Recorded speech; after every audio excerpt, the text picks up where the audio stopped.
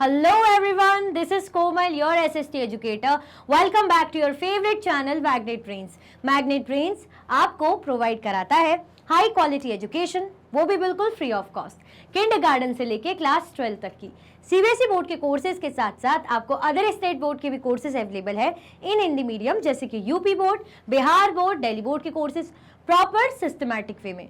कोई दिक्कत परेशानी आपको नहीं होगी। डेली प्रैक्टिस सेट्स के क्वेश्चंस भी मिलेंगे, प्रैक्टिस भी करते जाइएगा।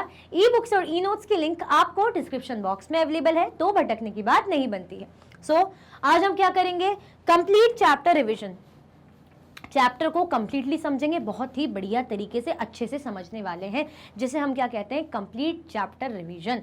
इसका पार्ट फर्स्ट, क्योंकि जो चैप्टर है ना बड़ा है थोड़ा सा। अब वैसे तो कंप्लीट चैप्टर मतलब एक ही बार में, लेकिन वो इतना बड़ा है कि वन सिटिंग में थोड़ा सा उसको ऊपर से भक्ति में का है, थोड़ा सा डिवोशनल, उसमें डेट्स आएंगी, कुछ डेट्स तो नहीं आएंगी, उसमें सेंचुरीज आएंगी कि ये सेंचुरी वो सेंचुरी नेम, तो हो सकता है थोड़ा सा आपको रेस्ट चाहिए बीच में। तो पार्ट फर्स्ट पार्ट 2 में आपका ये पूरा चैप्टर का रिवीजन है, इससे ज्यादा नहीं खींचेंगे, ठीक है। चलो अब ये स्टार्ट करने से पहले, जो कि हमेशा ही मैं कहती हूं, जिसमें कुछ भी अलग या अनोखा या नया नहीं है, क्या करना है? आपको लाइक करना है और शेयर करना है। फटाफट से आप क्या कर दीजिए, लाइक कर दीजिए और शेयर कर दीजिए, जल्दी जल्दी फटाफट से। फिर हम स्टार्ट करते हैं। लाइक एंड शेयर फटाफट से, चलो। You may have seen people perform rituals of worship or singing bhajans, kirtans or kavalis, or even repeating the name of God in silence, and notice that some of them are moved to tears. ये हम पहले introduction देखेंगे, तब ये समझेंगे, बाकी आगे बढ़ेंगे। देखो, आपने लोगों को देखा होगा क्या करते हुए, रिचुअल्स परफॉर्म करते हुए, वर्शिप करते हुए और भजन वगैरह गाते हुए, कीर्तन और कवालीस ये करते हुए देखा होगा, और even repeating the name of God, और इवन भगवान का जो है नेम जो बोलते हैं ना साइलेंस में, शांति से नेम भगवान का जो रिपीट करते रहते, ये करते हुए आपने देखा होगा। देखा है कि नहीं देखा है? And notice that some of them are move to tears. Even आपने ये भी देखा होगा कि कुछ उनमें से क्या होते हैं, आंसू में, पूजा करते करते उनकी आंखों से आंसू आ जाते हैं बेसिकली, ठीक है। अब क्या कह रहे हैं कि आपने ये चीज नोटिस की होगी कि लोग जब पूजा करते हैं, वर्शिप करते हैं, तो इतना ज्यादा डिवोशन दिखाते हैं, इतना ज्यादा भक्ति में लीन हो जाते हैं, भगवान का नाम लेते हैं, भजन करते हैं, कीर्तन करते हैं, कवालीस गाते हैं, बहुत सी चीजें करते हैं, ये सब करते हैं। अब क्या कह रहे हैं, इवन कुछ तो क्या हो जाते हैं भाई, आंसू, जैसे ही वो जैसे पूजा कर रहे हैं, इतना ज्यादा भक्ति में लीन है, उनकी आंखों से हल्के आंसू भी निकलने लग जाते हैं। क्लियर आया समझ में? तो ये आपने देखा होगा। Such intense devotion or love of God is the legacy of various kind of bhakti and Sufi movements that have evolved since the 8th century.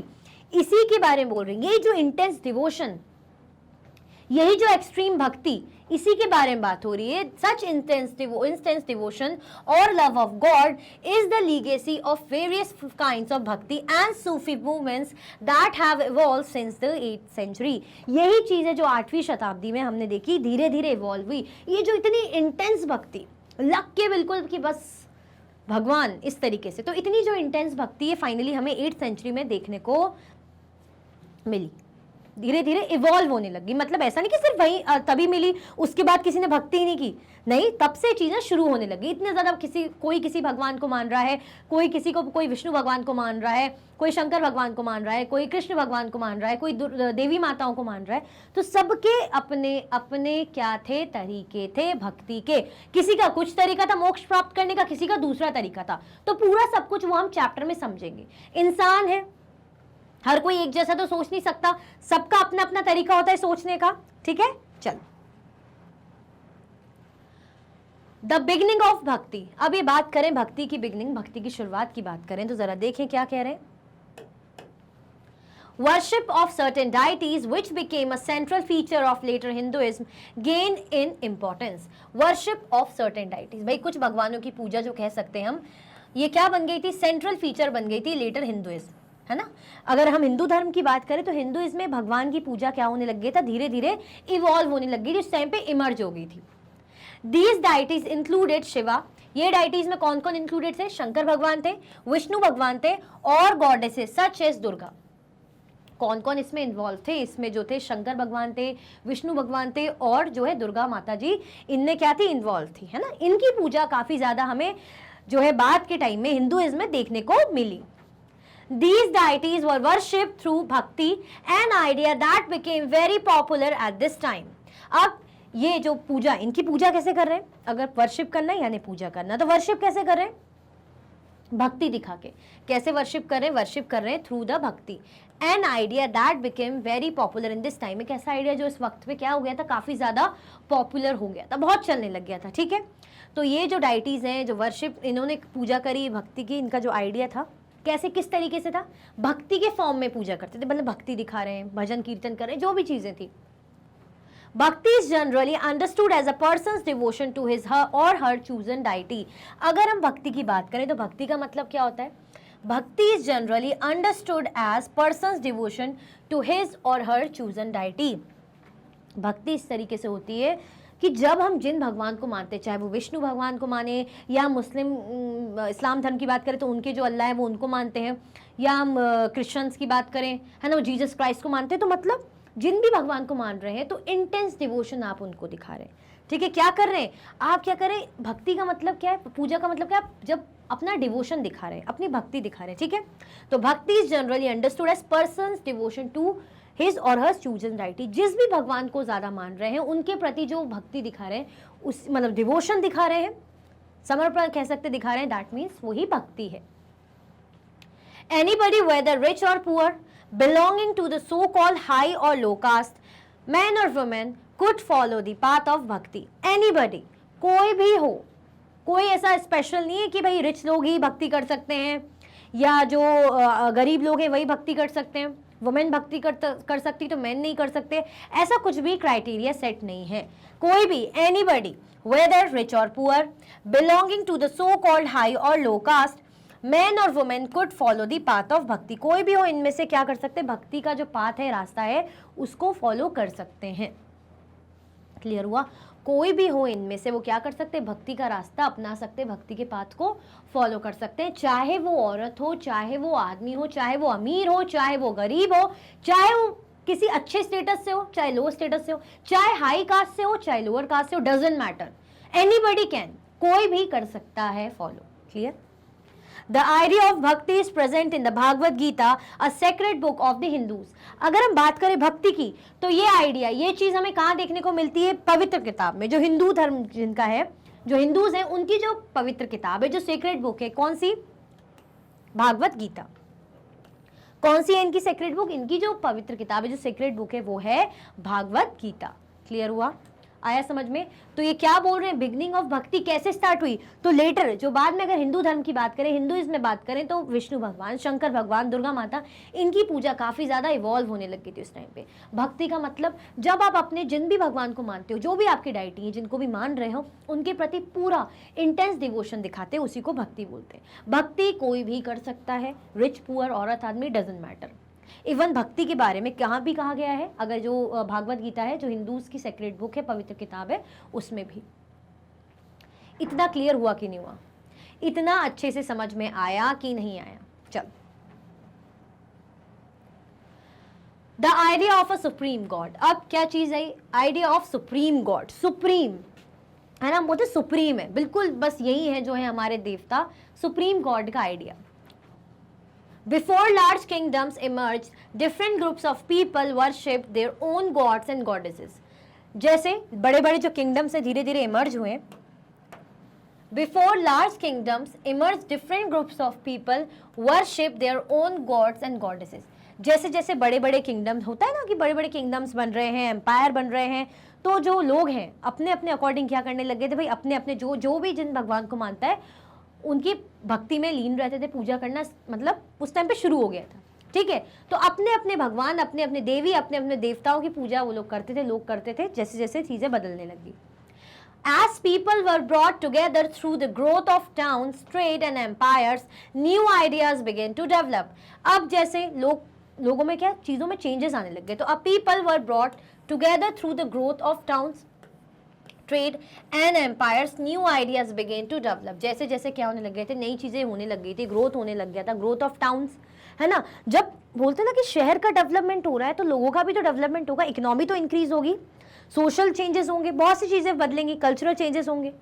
अगर हम बोलते ना कि कोई शहर है, जो गांव है वो ग्रो कर रहा है, गांव ऐसा बन रहा है, शहर जैसा बन रहा है, तो काफी बदलाव होंगे लोगों की लिविंग स्टैंडर्ड में, लोगों की थॉट प्रोसेस में, बहुत सी चीजें अपग्रेड होंगी। तो जैसे जैसे क्या कह रहे हैं कि ग्रोथ हो रही थी टाउन्स की, शहर बढ़ रहे थे, ट्रेड बढ़ रहा था, है ना, व्यापार हो रहा था, एम्पायर्स बढ़ रहे थे, तो नए नए ideas began to develop, new new चीजें आने लगी थी, भक्ति के तरीके या बहुत से तरीके धीरे धीरे स्टार्ट होने लगे थे, शुरू हो गए थे। The idea that all living things pass through countless cycles of birth and rebirth, performing good deeds and bad, came to be widely accepted. कौन सा आइडिया?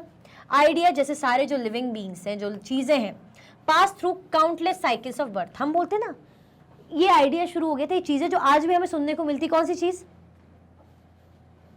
कि ये जन्म है, इसके बाद अगला जन्म आएगा, इंसानों को इतने जन्म होते हैं, इतने सारे जन्म होते हैं, सुनने देखने को मिलता है कि नहीं मिलता? हम बोलते ना इतने जन्म है, इतने सारे जन्म लेने पड़ते हैं, याद करो। तो उसी चीज़ों को बोल रहे हैं जो साइकिल है, जो बर्थ साइकिल, कि अरे पिछले जन्म में तो हम डॉगी होंगे, है ना, पिछले जन्म में ज़रूर हमने कुछ किया होगा तो आज इस जन्म में भुगत रहे, जो पिछला जन्म, नेक्स्ट जन्म, जैसे अगले जन्म में हम क्या बनेंगे, तो जो बोलते हैं कि इंसान जन्म लेता है, जो हम बोलते 7 जन्मों का बंधन है, तो जन्म टू जन्म, तो बर्थ, ये जो बात हो रही है, साइकिल ऑफ बर्थ और rebirth, performing good deeds and bad came to be widely accepted. मतलब आप अच्छे कर्म कर रहे हो, बुरे कर्म कर रहे हो, उसका फल आपको पिछले जन्म से मिल रहा है, अगर आप इस जन्म में अच्छे काम करोगे तो अगले जन्म में आपको अच्छा मिलेगा, ये जो चीजें आज भी सुनने को मिलती है, तो धीरे धीरे ये आइडियाज इमर्ज होने लग गए, लोग इन चीजों में काफी मानने लग गए। Similarly, the idea that all human beings are not equal even at birth gain ground during this period. Even idea कौन सी चीजें भी डेवलप हुई, ये जो लोग मानने लग गए कि जो ह्यूमन बींग्स है, ये क्या इनमें फर्क है, फर्क कैसा? बर्थ के बेसिस पे। अब आप बताओ, क्या अगर आप किसी अमेरिका के इंसान को देख लो और हम इंडिया के हैं, या चाइना के इंसान को देख लो, तो क्या उनके 3 हाथ हैं, या उनके 4 पैर हैं, या उनकी 4 नाक है, या 8 आंखें, ऐसा कुछ है क्या? एक ही जैसे है ना, एक ही जैसे हैं कि नहीं? ठीक है, फिर भी चलो हम तो उनको कंट्री के बेसिस से बोल रहे हैं कि वो चाइना से हैं, वो चाइनीज़ हैं, वो अमेरिकन है, हम इंडियन हैं। लेकिन अगर हम अपने ही लोगों के बीच की बात करें, है तो वो सेम हमारे जैसे, लुक अलग हो सकता है, कलर अलग हो सकता है, हाइट डिफरेंस हो सकता है तो इंसान ही ना। तो यहाँ पे क्या मानने लग गए थे, जो आइडिया था कि सारे जो ह्यूमन बींग्स है वो इक्वल नहीं है, भेदभाव सा, सोशल डिफरेंस शुरू हो गया था, सारे ह्यूमन बींग्स इक्वल नहीं है। Even at birth gain ground during this period, birth से, जन्म से सारे जो इंसान है, ह्यूमन बींग्स है, वो क्या है, वो इक्वल नहीं है, ऐसा मानते। आया समझ में? कोई कंफ्यूजन, दिक्कत तो नहीं? क्या बोल रहे हैं कि बर्थ से, अगर जन्म से बात करें तो सारे ह्यूमन बींग्स इक्वल नहीं है, ऐसा उस टाइम पे मानने लग गए थे। दैट मीन्स क्या होने लग गया, जात पात, भेदभाव, सोशल डिफरेंस, औरत आदमी में फर्क, है ना, रिच पुअर में डिफरेंस, कास्ट बेसिस पे डिफरेंस। क्लियर? आया समझ में? तो ये चीज़ें धीरे धीरे बदल रही थी। इतना समझ में आया कि नहीं आया? भक्ति का आइडिया कैसे क्या है वो अभी हम और देखेंगे। भाई भगवानों की पूजा शुरू हो गई थी, अपने अकॉर्डिंग जो जिनको भगवान को पसंद करते थे भाई उनकी पूजा करते थे, ठीक है। डेवलपमेंट हुआ, ट्रेड वगैरह बढ़ा, एम्पायर बढ़ा, टाउन्स वगैरह डेवलप हुए, है ना। लोग ये भी मानने लग गए, भाई जन्मों की बात होने लगी कि एक जन्म के बाद दूसरा जन्म, इस तरीके की चीज़ें यहाँ पे होने लग गई थी। ठीक है, चलो। The belief that social privileges came from birth in a noble family or a high caste was the subject of many learned texts. अब जो ऐसी टेक्स्ट जो बड़ी उस ज़माने की बड़ी ख़ास जो किताबें होती होंगी, है ना, जिनको अच्छा इंपॉर्टेंट माना जाता होगा, तो उनमें किस बारे में मेंशन है कि जो प्रिविलेज है, सोशल प्रिविलेज क्या है, social privilege came from birth in a Nobel family और अ हाई कास्ट। मतलब जो सोशल प्रिविलेज की बात हो रही, कैसे आएगी? अगर आप किसी नोबल फैमिली में आपका जन्म हुआ है ना, अच्छे, यानी आप किसी अच्छे ऑफिसर किसी के यहाँ पैदा हुए हो, या आप किसी राजा रानी के यहाँ पैदा हुए हो, किसी मतलब, है ना, इस तरीके से, तो उनको इसके अकॉर्डिंग प्रिविलेज मिलेगी, मतलब उनको फ़ायदे मिलेंगे। क्यों? क्योंकि वो अच्छे घरों से हैं, यानी वो अच्छी कैटेगरी के हाई क्लास लोग हैं, हाई क्लास पीपल हैं, तो उनको अलग फैसिलिटीज़ रहेंगी, वो लोग ये कर सकते हैं, वो कर सकते हैं, बहुत सारी चीज़ें कर सकते हैं। बट जो बेचारे पुअर फैमिली में हुए तो उनको क्या, वो एक्सेस नहीं कर सकते, वो टेम्पल्स में नहीं जा सकते। जैसे खास करके देखा जाए वही अनटचेबल्स के साथ जो होता था कि टेम्पल्स में नहीं जा सकते, या भाई कुएं का जो सेम पानी जो बाकी लोग यूज़ कर रहे हैं वो यूज़ नहीं कर सकते। क्यों? क्योंकि वो दूसरी कास्ट के, इस तरीके की चीज़ें। तो ये मेंशन था कि सोशल प्रिविलेज आने लग गई थी कि बर्थ से, पैदा होते ही अगर कोई नॉर्मल फैमिली में, मतलब नोबल फैमिली में पैदा हुआ, हाई कास्ट का होगा, तो ये सब चीज़ें जो इंपॉर्टेंट टेक्स्ट है उस जमाने की वहाँ पे मेंशन होने लगी। दैट मीन्स सोशल डिफरेंसेस आने लग गए। Many people were uneasy with such ideas and turned to the teachings of the Buddha or the Jains, according to which it was possible to overcome social differences and break the cycle of rebirth through personal effort. अब क्या करने लगे बहुत से people, जो लोग हैं, इसको uneasy मानने लगे। इन आइडियाज़ को स्पेशली वही पसंद नहीं करेंगे जो बेचारे पुअर फैमिली से हैं या जो लोअर कास्ट है, उन्हीं लोगों को पसंद नहीं आएगा ना भेदभाव। बाकी जो हाई क्लास है उनमें से भी हो सकता है कुछ कुछ शामिल हो, लेकिन ज़्यादातर उनको क्या है, उनको तो बढ़िया प्रिविलेजेस मिल रही, फ़ायदे मिल रहे हैं। अब काफ़ी जो लोग हैं इनको पसंद नहीं करते थे ये आइडियाज़ जो लिखे जाते कि किताबों में भी लिखा हुआ है कि ऐसा फ़र्क करो, औरतों को ये नहीं करना चाहिए, आदमी ही करेंगे या ब्राह्मण करेंगे तो शूद्र नहीं करेंगे। तो लोगों को ये आइडिया नकारने लग गए, पसंद नहीं आने लगे, इन आइडियाज़ को पसंद नहीं करते थे। ठीक है, तो इसीलिए वो किन की तरफ उनका रुख मुड़ गया? बुद्ध और जैन। किन की तरफ मुड़ गए वो? बुद्ध और जैन के साथ वो मुड़ गए। मतलब बुद्ध, जो हम बुद्धिज्म धर्म की बात करें, जैन धर्म की बात करें, उस टाइम पे पॉपुलर क्यों हुआ था?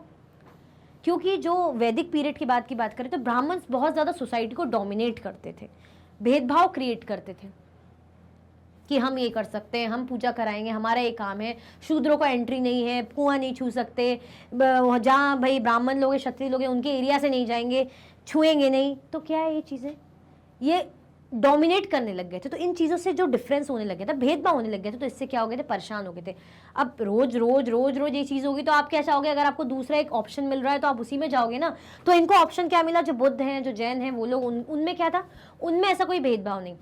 आपने 6th क्लास में देखा होगा ना कि जो संघ वगैरह में हर कैटेगरी के लोग इंक्लूडेड थे, छोटे से भाई हम कह सकते हैं एक लेबर से लेके राजा तक, ब्राह्मण तक, जिनको अगर भाई नॉलेज की तलाश करनी है तो वो संघ को आके ज्वाइन कर लेते थे।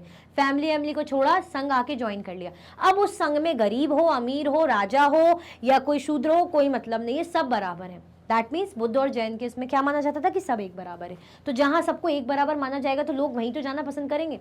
तो काफ़ी लोग जिन्हें ये जो कास्ट सिस्टम है पसंद नहीं आता था, अच्छा फील नहीं करते थे कि अच्छा नहीं लग रहा है, बेकार हमारे साथ ट्रीटमेंट होता है, तो वो कहाँ पहुंच गए थे? मतलब किन को फॉलो करने लगे थे?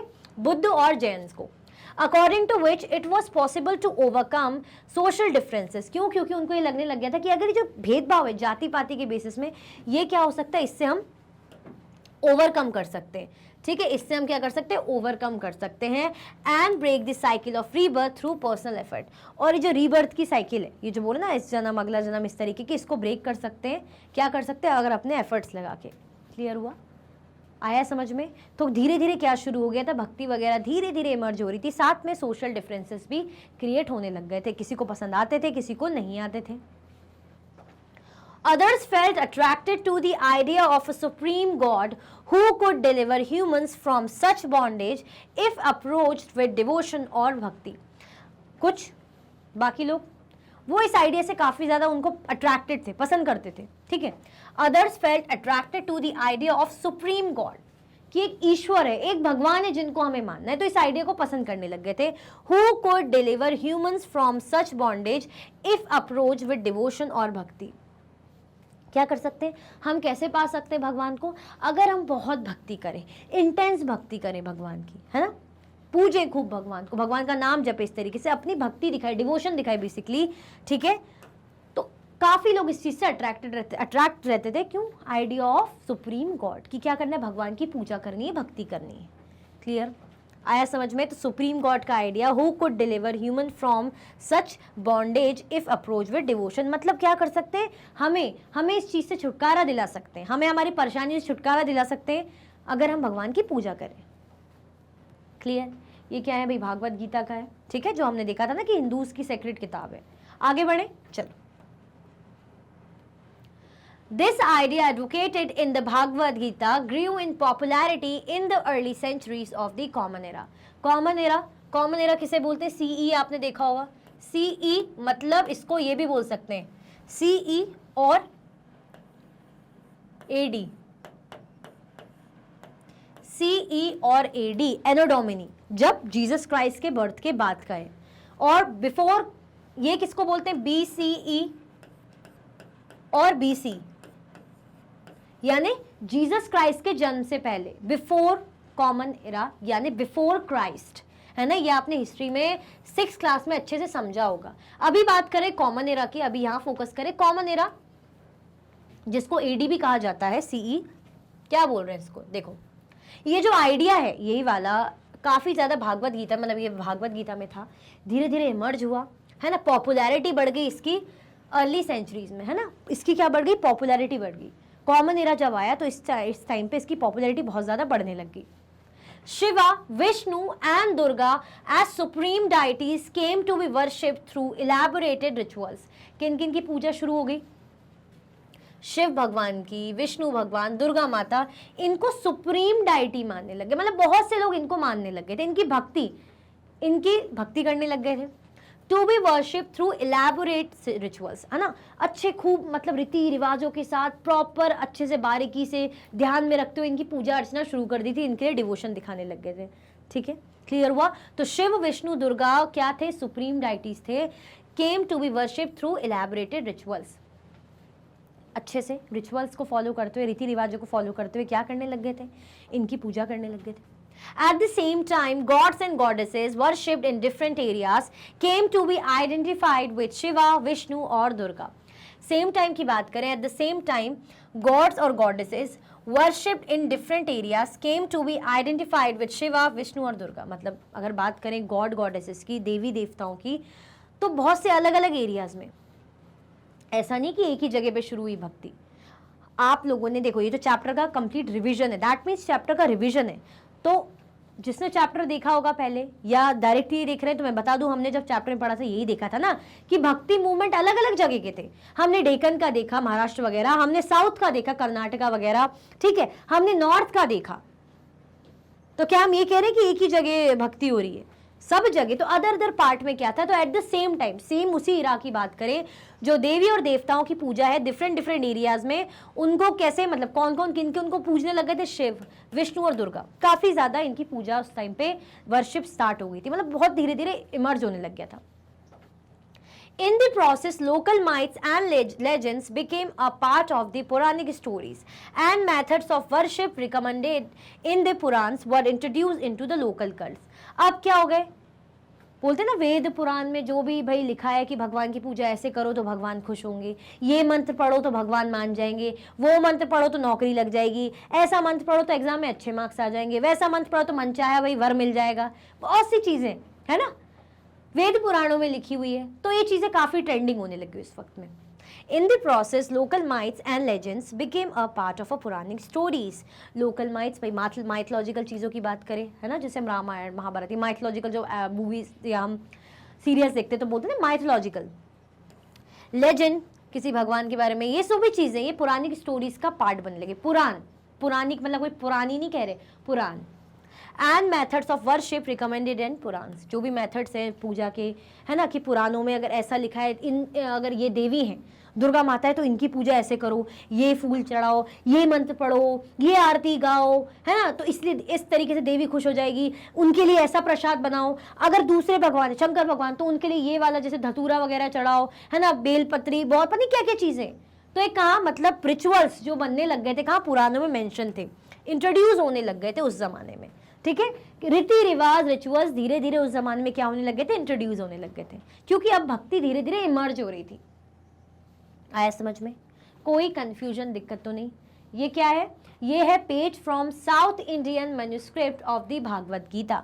भागवत गीता का ये पेज है, साउथ इंडियन में मनुस्क्रिप्ट है, मनुस्क्रिप्ट जो हैंड रिटन स्क्रिप्ट होती हैं, है ना, वो। आया समझ में, कोई कंफ्यूजन, दिक्कत तो नहीं। चलो, ये क्लियर हुआ कि नहीं हुआ।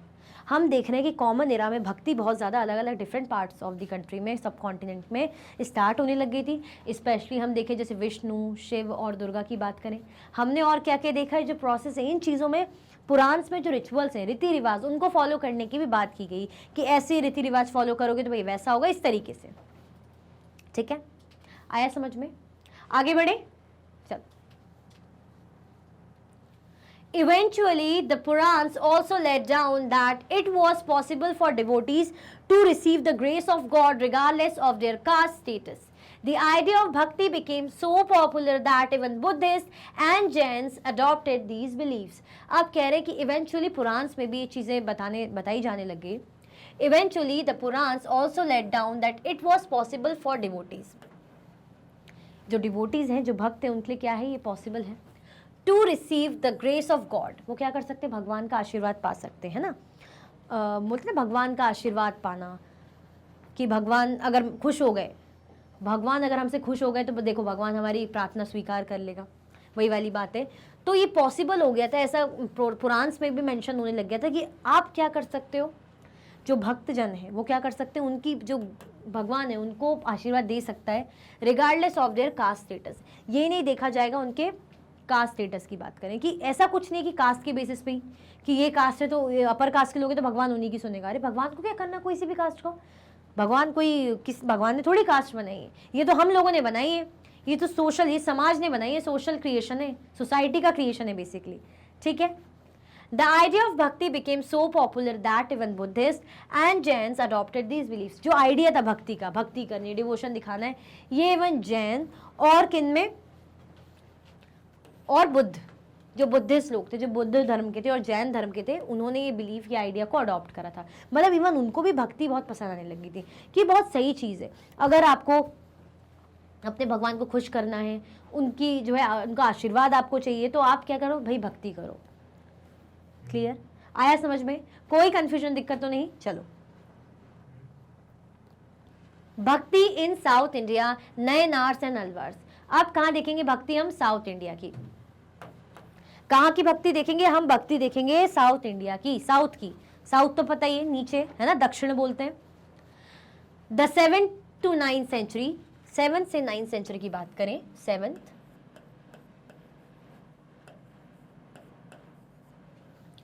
saw the emergence of new religious movement led by Nayanars, Sant devoted to Shiva. South की बात करें तो मैंने पहले बोला कि different parts of the country में, सब कॉन्टिनेंट में भक्ति शुरू होने लग गई थी. अब हम पहला पढ़ेंगे कहाँ का, साउथ का पढ़ेंगे. कहाँ का पढ़ेंगे, साउथ इंडिया का पढ़ेंगे. साउथ इंडिया में भी कहाँ का पढ़ेंगे हम, नयनार्स और अलवार्स. किनका पढ़ेंगे, नयनार्स और अलवार्स का पढ़ेंगे. क्लियर, किनका पढ़ेंगे हम, नयनार्स और अलवार्स का पढ़ेंगे. 7th to 9th सेंचुरी में एक नया जो है रिलीजियस मूवमेंट स्टार्ट हुआ. क्या हुआ, नया रिलीजियस मूवमेंट 7th और 9th सेंचुरी में स्टार्ट हुआ.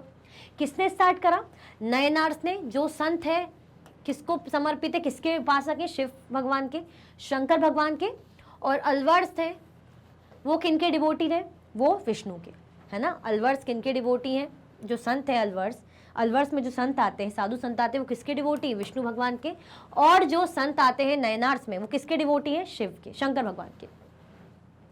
Who came from all castes including those considered untouchables like the पुलैयार and the पनार्स. इनमें क्या है, इनमें हर कास्ट के लोग इंक्लूडेड हैं. इनमें जो है who came from all castes including those considered untouchables like the पुलैयार और the पनार्स. हर कास्ट के लोग इनमें क्या थे, इंक्लूडेड थे. हर कास्ट मतलब मैं बता रही हूँ, जैसे कास्ट में हर कास्ट मतलब अपर कास्ट के लोग, मिडिल कास्ट की जो हम बात कर रहे हैं, या हम बोल रहे हैं है ना, ब्राह्मण्स हो गए, क्षत्रिय हो गए, शूद्र हो गए, जो अनटचेबल्स है, हर कोई इसमें इंक्लूडेड था. इवन अनटचेबल्स भी इंक्लूडेड थे, जिनमें कौन कौन थे, पुलैयार और पनार्स. दैट मीन्स हमें इसमें ये समझ में आ रहा है कि किसी प्रकार का भेदभाव नहीं है, है ना. एकता, इक्वालिटी की बातें, हर कोई एक समान है. क्लियर आया समझ में. आगे देखें, चलो क्या बता रहे हैं ना, इनके बारे में हमने देखा जैसे कि कितने थे. अगर मैं लिख दूं, मेंशन कर दूं, देखो ये हम है कितना, ये हमारे हैं नयनार्स, ठीक है. कितने हैं नयनार्स हमारे, 63. नयनार्स हमारे कितने, 63. ये हमने पढ़ा था, याद करो. लास्ट क्लास बोल रही हूँ, सॉरी, हमने जब बुक पढ़ रहे थे, हमारा जो चैप्टर चल रहा था हमारा, तो हमने उसमें पढ़ा था ना नयनार्स और अलवर्स के बारे में. तो नयनार्स कितने थे, 63. अच्छा ये अभी आया नहीं है, तो जब आगे आएगा तो बताऊंगी. अभी क्या बता रहे वो, अच्छा, चैप्टर पढ़ा दिया है ना, चैप्टर पढ़ा दिया, एनसीईआरटी सॉल्यूशंस पढ़ा दिए, एमसीक्यूज हो गया, एमआईक्यूज हो गए, तो ऐसा लग रहा है हो गया। अब जिसने देखा होगा तो समझ जाएगा अरे मैम ये क्या लिखवा रही हो, जिसने नहीं देखा बोलेगा मैम ये 63 कहाँ से आ गई है, तो हम कभी कुछ और देख रहे हैं, तो चलो अभी उसको नहीं बताती, वो आगे ही बताऊंगी। नयनार्स, इतना ध्यान देने की बात है कि नयनार्स के बारे में क्या कह रहे हैं, सेंट, ऐसे संत जो किसके उपासक है, संत डिवोटेड टू विष्णु, बार बार विष्णु ही आता है, शिव, ऐसे संत जो किनके उपासक है, शंकर भगवान के, वो नयनार्स होते हैं। मैंने जब चैप्टर पढ़ रहे थे तब भी बताया था, अभी भी एक ट्रिक बता देती हूँ। जैसे हम बोलते हैं नयनार्स, नयन, नेत्र, 3 जो है नेत्र होते हैं शंकर भगवान के, उनको त्रिनेत्र बोलते हैं हम, ठीक है। तो उनके 3 आंखें होती हैं, 3 उनके नेत्र होते हैं, तो दैट मीन्स नयनार्स। ऐसे आप याद कर सकते हो, नयनार्स किनको फॉलो करते हैं, मतलब किसके उपासक हैं, किनको मानते हैं, शंकर भगवान को। तो ऐसे आप नयन से शिव ऐसे याद रख सकते हो। नाउ अगर हम बात करें अलवर्स की, ये पहले हमारे सेकंड, हम बात करें किसकी, अलवर्स की।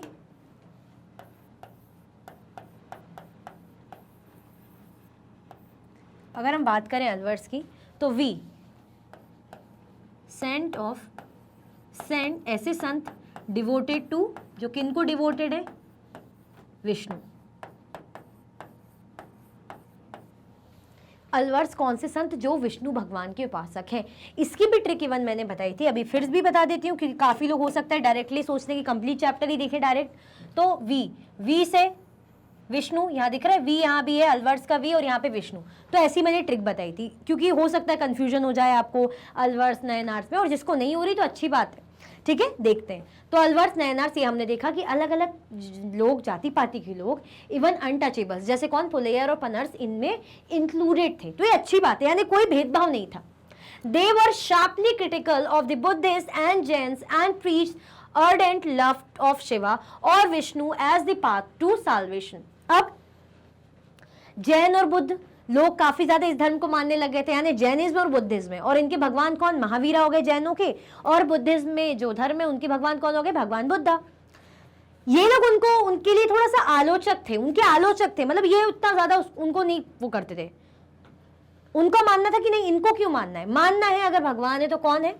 इनका डिवोशन किनके लिए था, इनका डिवोशन था शिव और विष्णु के लिए। किनके था इनका डिवोशन, इनका डिवोशन था शंकर और विष्णु भगवान के लिए, इनके लिए इनका डिवोशन था। क्लियर हुआ, आया समझ में, किनके लिए डिवोशन था इनका, शंकर और विष्णु भगवान के लिए। तो किससे क्रिटिकल थे, बुद्धिस्ट और जैन, इनके लिए काफी ज्यादा आलोचना करते थे, क्रिटिकल थे, और किनको मानते थे, किनको ज्यादा मतलब किनके लिए इनका डिवोशन था, इनका डिवोशन शंकर और विष्णु भगवान के लिए था। शंकर हमने देखा नयनार्स, और अलवर्स विष्णु भगवान के लिए।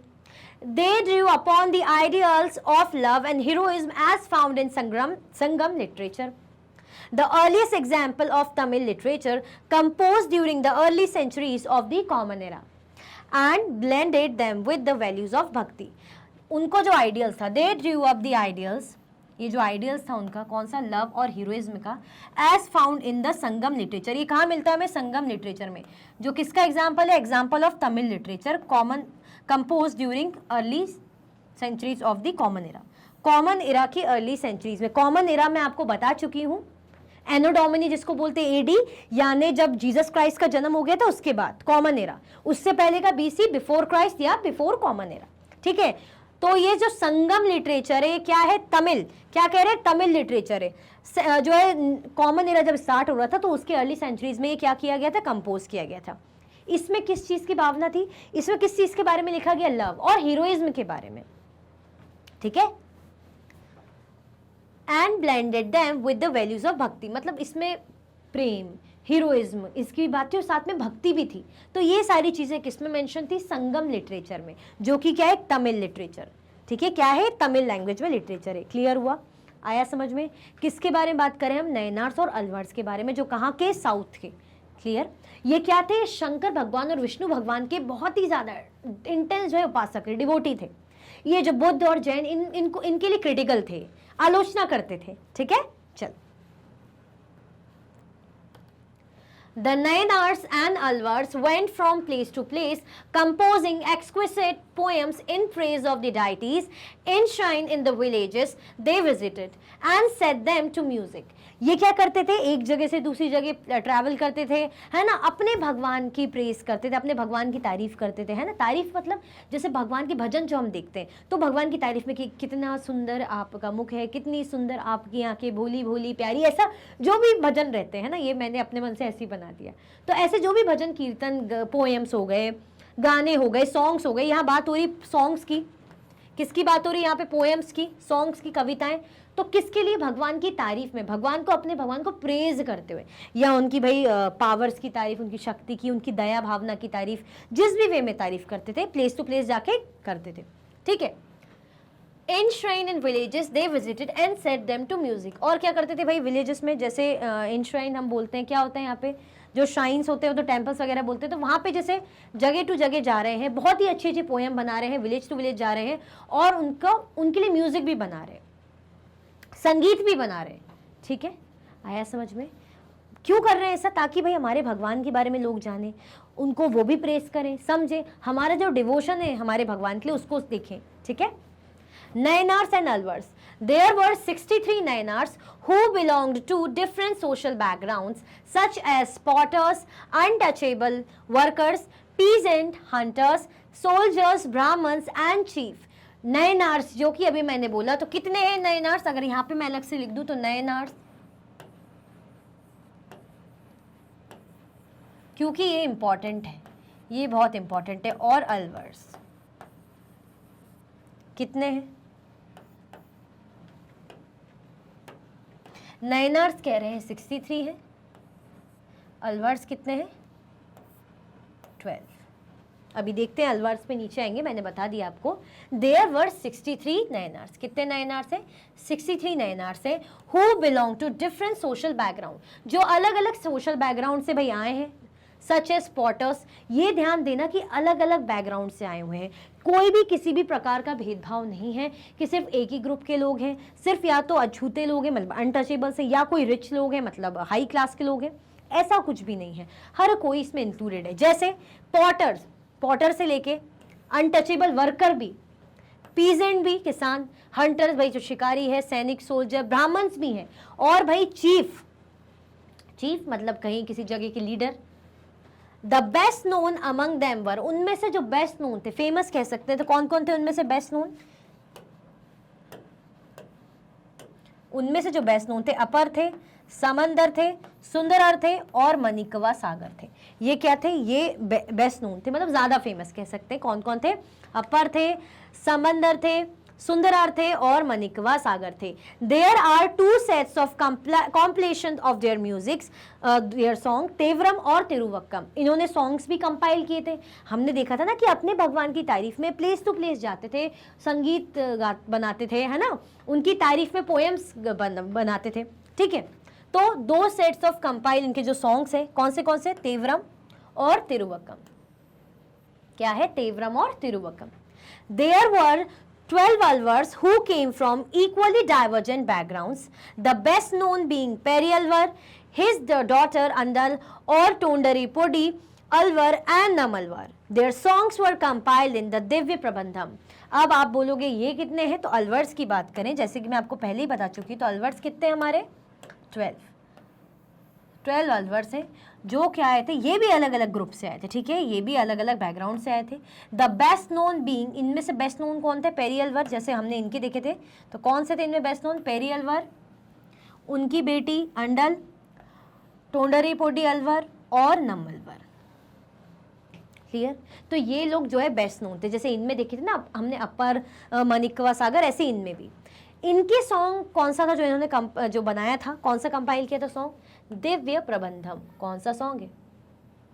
सॉन्ग है दिव्य प्रबंधम। क्लियर हुआ? आया समझ में कि नहीं आया? कौन सा सॉन्ग है? दिव्य प्रबंधम। इनका हमने कौन सा देखा? तिरुवक्कम और तेवरम। टोटल कितने हैं? नयनार्स हमारे 63 है, अलवर्स हमारे कितने हैं? 12 है। क्लियर? आगे बढ़े, चलो। Between the 10th and 12th centuries, the Chola and Pandya kings built elaborate temples around many of the shrines visited by Sant poets, strengthening the links between the Bhakti tradition and temple worship. This was also the time when their poems were compiled. अब अगर हम बात करें 10 to 12th century की, between 10 to 12th centuries, the Chola and Pandya king built elaborate temples around many of the shrines visited by Sant poet, strengthening the link between the Bhakti tradition and temple worship. है ना, जो संत poet है, संत महात्माओं की बात करें तो ये धीरे धीरे ये जो बड़ी थी चीजें, तो किसने बनाए थे टेम्पल्स? चोल और पांड्या किंग ने। मतलब इन्होंने भी अच्छे बड़े बड़े टेम्पल्स बनवाए। यहाँ पे टेम्पल्स इन्होंने क्यों बनवाए? ताकि यही जो भक्ति है, ये जो रिचुअल्स होते हैं, जो ट्रेडिशंस हैं, जो रीति रिवाज हैं, है ना, ये जो हमारे ट्रेडिशन चलते आए हैं, ये भक्ति के चलते रहे। ठीक है, तो इनमें जो श्राइन्स है, जो ऐसे होली प्लेसेस जो बनाई थी, तो कौन विजिट करता था? संत महात्मा आते थे। अब यहाँ पे ऐसे ऐसे टेम्पल्स बनाए, टेम्पल्स में कौन आ रहे हैं? संत महात्मा आ रहे हैं। संत महात्मा क्या करेंगे भाई? ज्ञान देंगे, अच्छी अच्छी बातें बताएंगे, भक्ति की बातें होंगी, ट्रेडिशनल चीज़ों से रिलेटेड बातें होंगी। तो इसमें लिंक होता था भक्ति ट्रेडिशन और टेम्पल वर्शिप, पूजा भी हो जाती थी और भक्ति का परंपरा भी चलती रही। जो हम कहेंगे चोल और पांड्या ने टेम्पल्स क्यों बनवाए? ताकि जो संत महात्मा हैं वो आए, यहाँ पे प्रवचन दे, गाने गाएं, अच्छी अच्छी बातें बताएं, ताकि भक्ति की जो परंपरा वो बनी रहे और मंदिर की पूजा भी होती रहे, तो एक लिंक बना रहे। ठीक है, this was also the time when there poems were compiled. ये वक्त वो भी था जब इनकी जो पोएम्स है वो भी कंपाइल की गई, पोएम भी बनाई गई, है ना, अलग अलग टाइप की कविताएं लिखते थे भगवान के लिए। Besides, hagiographies or religious biographies of the Alvars and Nayanars were also composed. अब साथ में क्या क्रिएट की गई? हैगियोग्राफी, या जिसे रिलीजियस बायोग्राफी बोल रहे हैं धार्मिक तौर पे। ऑफ द अलवर्स और नयनार्स वर ऑल्सो कंपोज, मतलब नयनार्स और अलवर्स की भाई हैगियोग्राफी, जिसे रिलीजियस बायोग्राफी, वो भी बनाई गई। अब ये हैगियोग्राफी क्या होता है? राइटिंग ऑफ संस लाइफ, जब संत महात्मा की जिंदगियों के बारे में लिखा जाता है। किसके बारे में? संत महात्मा की जिंदगियों के बारे में लिखा जाता है। Today we use this text as source for writing histories of the bhakti tradition. आज हम इन टेक्स्ट को यूज करते हैं भक्ति ट्रेडिशन के इतिहास के बारे में लिखने के लिए, है ना। आज हमें अगर ये सोर्सेज मिलते हैं कि वो जो गुरु थे, संत महात्मा थे, उनकी भाई किताब पढ़ो, उनकी जीवनी के बारे में किताब पढ़ो, तो हमें जानने को मिलता है अच्छा ऐसा होता था उस जमाने में, ऐसी भक्ति होती थी, अच्छा इन भगवान को मानते थे, यही राजा ने ये मंदिर बनवाया था, पढ़ के पता चलता है। तो इन्हीं सोर्सेज, इन्हीं टेक्स्ट के थ्रू आज के टाइम पे हमें इनकी हिस्ट्री और जानकारी के बारे में पता चलता है। तो today we use this text as sources, इन्हीं टेक्स्ट को हम एज अ सोर्स यूज करते हैं writing histories of the bhakti tradition, जिनके कारण हमें भक्ति ट्रेडिशन के बारे में पता चलता है और इनके इतिहास के बारे में हम लिखते हैं। क्लियर हुआ? अच्छा ये बताओ, लाइक किया कि नहीं किया अभी तक? फटाफट से, अभी भी लाइक नहीं किया तो लाइक कर दो और शेयर कर दो। अगर अभी तक भी लाइक शेयर नहीं किया है तो लाइक कर दीजिए और शेयर कर दीजिए फटाफट से, जल्दी जल्दी से। लाइक एंड शेयर फटाफट से, बिल्कुल बिना रुके, बिना टाइम वेस्ट करे, लाइक कर दीजिए एंड शेयर कर दीजिए। चलिए फिर आगे बढ़ते हैं, आगे बढ़े। चलो,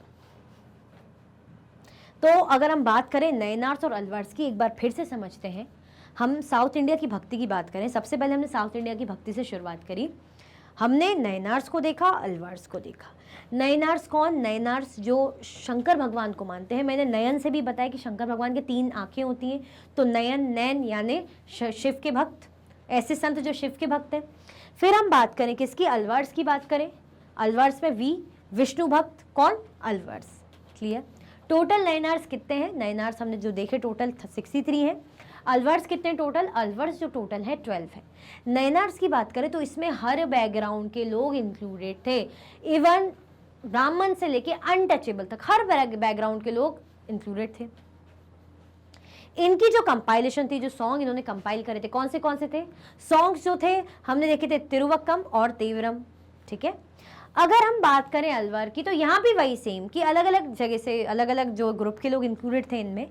ठीक है, टोटल कितने जो इनके थे अलवर्स? 12। इनकी जो कंपाइलेशन थी सॉन्ग कौन सी थी? Divya Prabandham.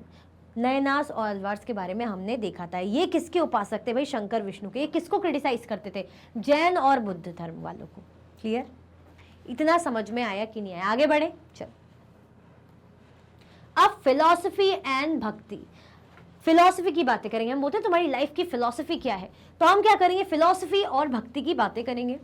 Shankara, one of the most influential philosophers of India, was born in Kerala in the 8th century. अगर हम बात करें शंकरा कहाँ थे, बहुत ज्यादा प्रभावशाली फिलोसोफर थे इंडिया के, मतलब जो प्रभावशाली होते हैं ना, बहुत ज्यादा इन्फ्लुएंशियल पर्सनालिटीज, उनमें से एक थे, उनमें से एक फिलोसोफर थे। कौन? शंकरा। कहाँ इनका जन्म हुआ था? केरला में 8th सेंचुरी में, 8वीं शताब्दी में। He was an advocate of Advaita or the doctrine of the oneness of the individual soul and the supreme God which is the ultimate reality. इनकी अपनी फिलॉसफी थी, जैसे मैं बोलती ना मेरी लाइफ को लेके अपनी फिलॉसफी है कि रिच बन के क्या करना, इतना कमा लो कि घर परिवार खुश रहे, हम खुश रहे, लोगों की मदद कर पाए। कुछ बोलेंगे मेरी फिलॉसफी ऐसी, मैं ऐसा मानता हूँ कि भाई अच्छे से खुश, मतलब अपने लिए सोचो, बाकियों किसी की मत सोचो। कोई बोलेगा नहीं परिवार के लिए सोचो, तो अपनी अपनी थिंकिंग, अपनी अपनी सोच। तो ऐसे ही इनका क्या मानना था, ये किसको करते थे फॉलो? अद्वैता। अद्वैता मतलब ये किसकी बातें करते थे, मतलब अद्वैता की बातें करते थे। अद्वैता मतलब the doctrine of the oneness of the individual soul. Individual soul है ना, एक जो इंडिविजुअल हम कहते हैं अलग अलग, एक आत्मा, इंडिविजुअल सोल की बात करते थे। And the supreme God which is ultimate reality, एक इंडिविजुअल सोल की बात करते थे और सुप्रीम गॉड की बात करते थे कि यही जो हमारे एक मात्र जो ईश्वर जिनको हम पूछते हैं, जो हमारे सुप्रीम गॉड है, वही क्या है? अल्टीमेट रियलिटी है, वही असली सत्य है। क्लियर? ही टॉट दैट ब्राह्मण द ओनली और अल्टीमेट रियलिटी। उन्होंने बताया जो ब्रह्म है, जो ब्रह्मांड है, जो ब्रह्मांड है वो क्या है? यही है, या ब्रह्म कहते हैं, यही अल्टीमेट रियलिटी है। Was formless and without any attributes. यही कैसा है, मतलब इसका कोई ऐसा वो नहीं कि कुछ पर्टिकुलर फॉर्म में, एक अलग अलग, मतलब क्या है, यही जो असली सत्य है। इन्हीं को मानो कि क्या है, इंडिविजुअल सोल है ना, एक आत्मा है। और बात कर रहे हैं कि हमारे जो सुप्रीम गॉड है उनकी वर्शिप की बात कर रहे हैं, उनकी भक्ति की बात कर रहे हैं। He considered the world around us to be an illusion और माया। उनका मतलब है कि सत्य में जियो, सत्य को समझो, है ना, सत्यता में विश्वास करो। ये जो हम कह रहे हैं आसपास, जो हम खुशी दुख, ये जो चीज़ें देख रहे हैं कि दूसरों को देख के हमें दुख हो रहा है या इनको देख रहे हैं, जो भी चीज़ें, ये क्या है? ये मोह माया है, ये इल्यूजन है और माया है। ठीक है, क्या है? छलावा है और माया है। तो he considered the world around us to be an illusion और maya and preach renunciation of the world and adoption of the path of knowledge to understand the true nature of Brahma and attain salvation. ये क्या बताते थे? Preach करते थे, किसका प्रवचन देते थे? रिनाउंसिएशन के बारे में, renunciation of the world and adoption of the path of knowledge. मतलब ये जो दुनिया है इसकी मोह माया में नहीं पड़ो, दुनिया की मोह माया में नहीं पड़ो, सत्य में जियो, रियलिटी को समझो कि सत्य क्या है। सत्य ये है कि किसी चीज़ का लालच नहीं करना चाहिए, किसी को देखकर देखा देखी मत करो, किसी की कॉपी मत करो, किसी को देख के जेलस मत करो कि कोई खुश है तो उसको देख के तुम दुखी मत हो, और तुम भी कोई बहुत ज़्यादा खुश मत हो, घमंड मत करो, बहुत सी चीज़ें। तो इस चीज़ में बिलीव करते थे कि दुनिया क्या है? इल्यूजन और माया है। दुनिया का त्याग करके सत्य को पहचानो, नॉलेज गेन करो, ज्ञान को प्राप्त करो। ठीक है, इस चीज़ की बात करते थे। To understand the nature of Brahman and attain salvation, मतलब जो हमारे पास जो ब्रह्मांड है इसके नेचर को समझो और मोक्ष की प्राप्ति करो, रियलिटी को समझो, मोह माया में नहीं पड़ो, किसी इल्यूजन छलावे में मत पड़ो, और क्या करो? दुनिया को, ये जो वर्ल्ड को, दुनिया को त्यागो और मोक्ष प्राप्त करो। क्लियर? रियलिटी में मानो। कौन कहते थे ये बात? शंकर। ठीक है, आया समझ में कि नहीं आया? ये इनकी फिलॉसफी थी। ये क्या थी? इनकी फिलॉसफी थी। अभी हम क्या पढ़ रहे हैं? फिलॉसफी एंड भक्ति की लोगों के सोच विचारधारा क्या है। मेरी लाइफ की फिलॉसफी कुछ और हो सकती है, आपकी कुछ और हो सकती है, तो जैसे इनकी है ये इनकी फिलॉसफी है। आगे बढ़े, चल। Ramanuja, born in Tamil Nadu in the 11th century, was deeply influenced by the Alvars. जो रामानुजा थे, अब हमने शंकरा का देखा, रामानुजा इनका जन्म कहाँ हुआ था? तमिलनाडु में, in the 11th century. 11th century Tamil Nadu में रामानुजा का जन्म हुआ था। ये किन से प्रभावित थे? अलवर्स से प्रभावित थे। ये अलवर्स कौन है? मुझे कमेंट में अभी के अभी बताओ, ये अलवर्स कौन है? फटाफट से बता दो, ये अलवर्स कौन है भाई? मैंने वी से बताया था आपको, विष्णु भगवान के उपासक। किसके उपासक? विष्णु भगवान को जो मानते हैं, है ना। According to him, the best means of attaining salvation was through intense devotion to Vishnu. इनका क्या मानना था? इनका ये मानना था कि अगर हमें मोक्ष प्राप्त करना है तो कैसे प्राप्त कर सकते हैं?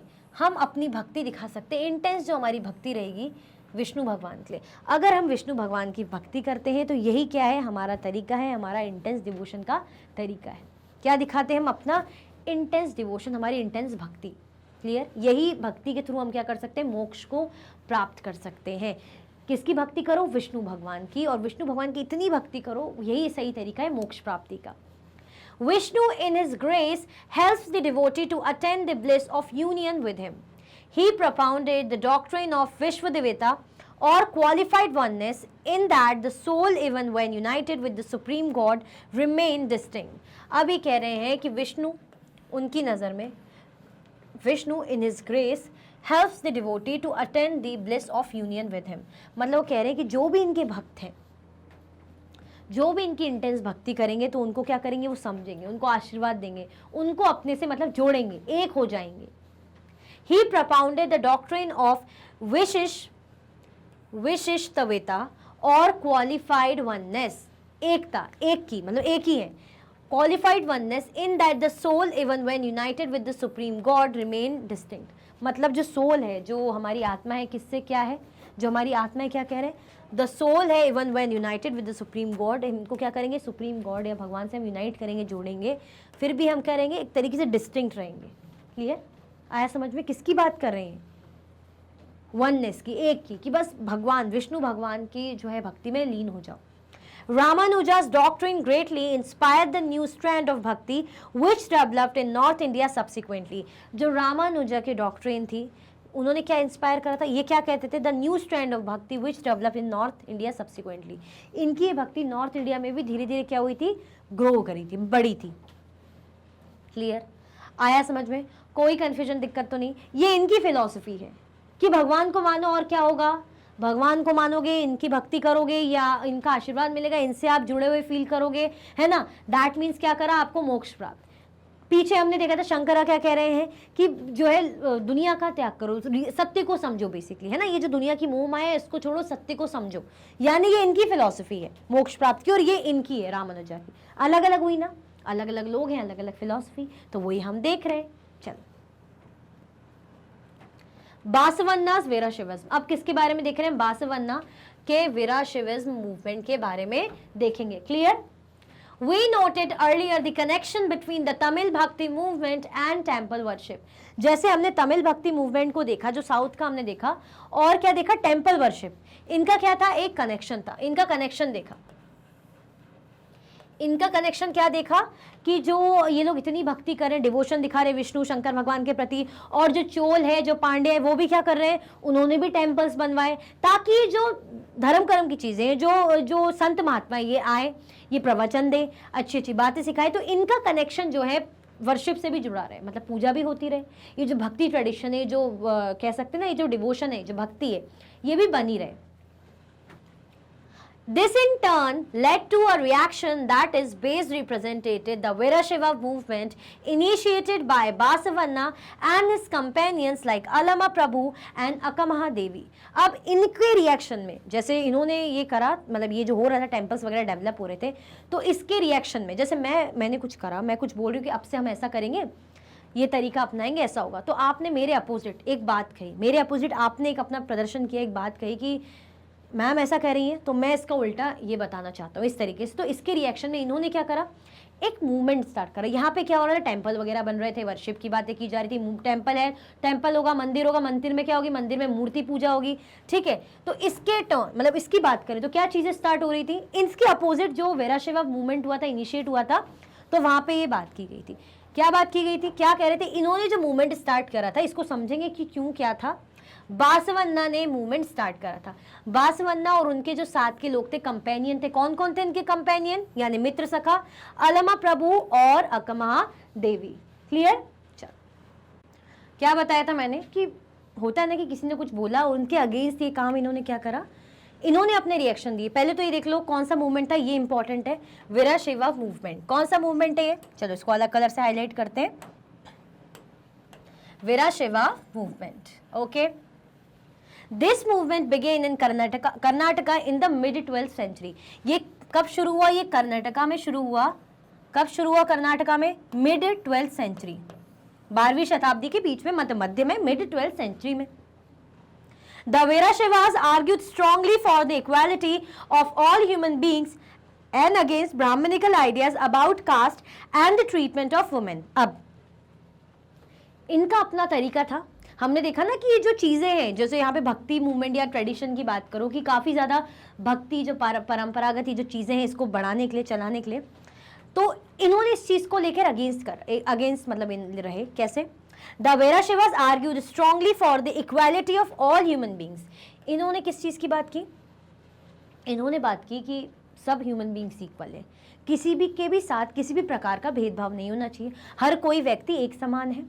And against brahmanical ideas about caste and the treatment of women. और क्या चीज़ थी? और किसके अगेंस्ट थी? ये जो ब्राह्मण लोगों ने बनाया ना जात पात की चीज़ें, है ना, कि ब्राह्मण ऐसा कर सकते हैं, पूजा कर सकते हैं, मंदिरों में जा सकते हैं, रीति रिवाज निभाते हैं, और जो शूद्र हैं वो नहीं जा सकते, वो अलाउ नहीं है, या वुमेन है, वुमेन इन चीज़ों में अलाउ नहीं है, मीटिंग्स कुछ भी इंपॉर्टेंट चीज़ हो रही तो वुमेन से अलाउड नहीं है।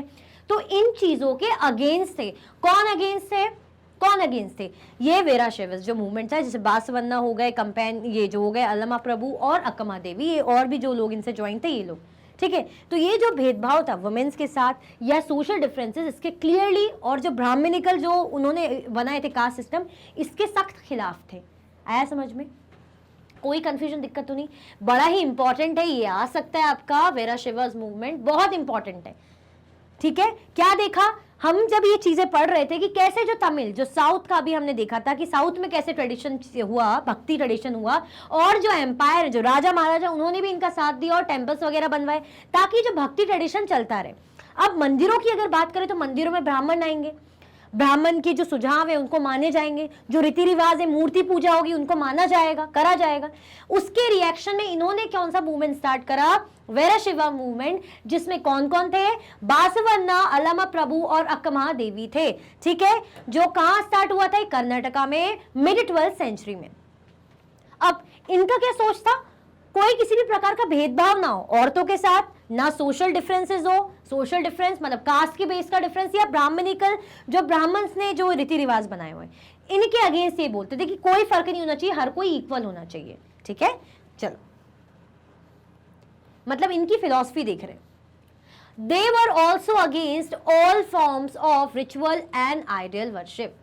उनका कहना है कि ये जो चीजें हैं, ये जो रीति रिवाज है, और ये जो मूर्ति पूजा कर रहे हैं, मूर्तियों की पूजा कर रहे हैं, अब हमने देखा ना मंदिर बनाए गए, तो उसके अगेंस्ट में ये लोग क्या कह रहे हैं कि मंदिर में क्या होगा? मूर्ति होगी, मूर्ति की पूजा करेंगे, कैसे होंगे? रीति रिवाजों से आरती वगैरह होगी, मंत्र मतलब जाप होगा, जो भी चीजें होंगी, यानी रीति रिवाज। तो इनके अगेंस्ट थे कि ये सब कुछ नहीं है, ये मूर्ति पूजा मतलब आइडल मतलब मूर्ति, मूर्तियों की पूजा हो गई, ये रिचुअल हो गए, रीति रिवाज, ये सब नहीं होना चाहिए। तो इसके अगेंस्ट थे। क्लियर? आया समझ में? कोई कंफ्यूजन, दिक्कत तो नहीं है। वीराशैव वचन्स, अब जरा देखिए वीराशैव के वचन्स के बारे में। These are वचन्स और saying attributed to Basavanna। The rich will make temples for Shiva। What shall I, a poor man, do?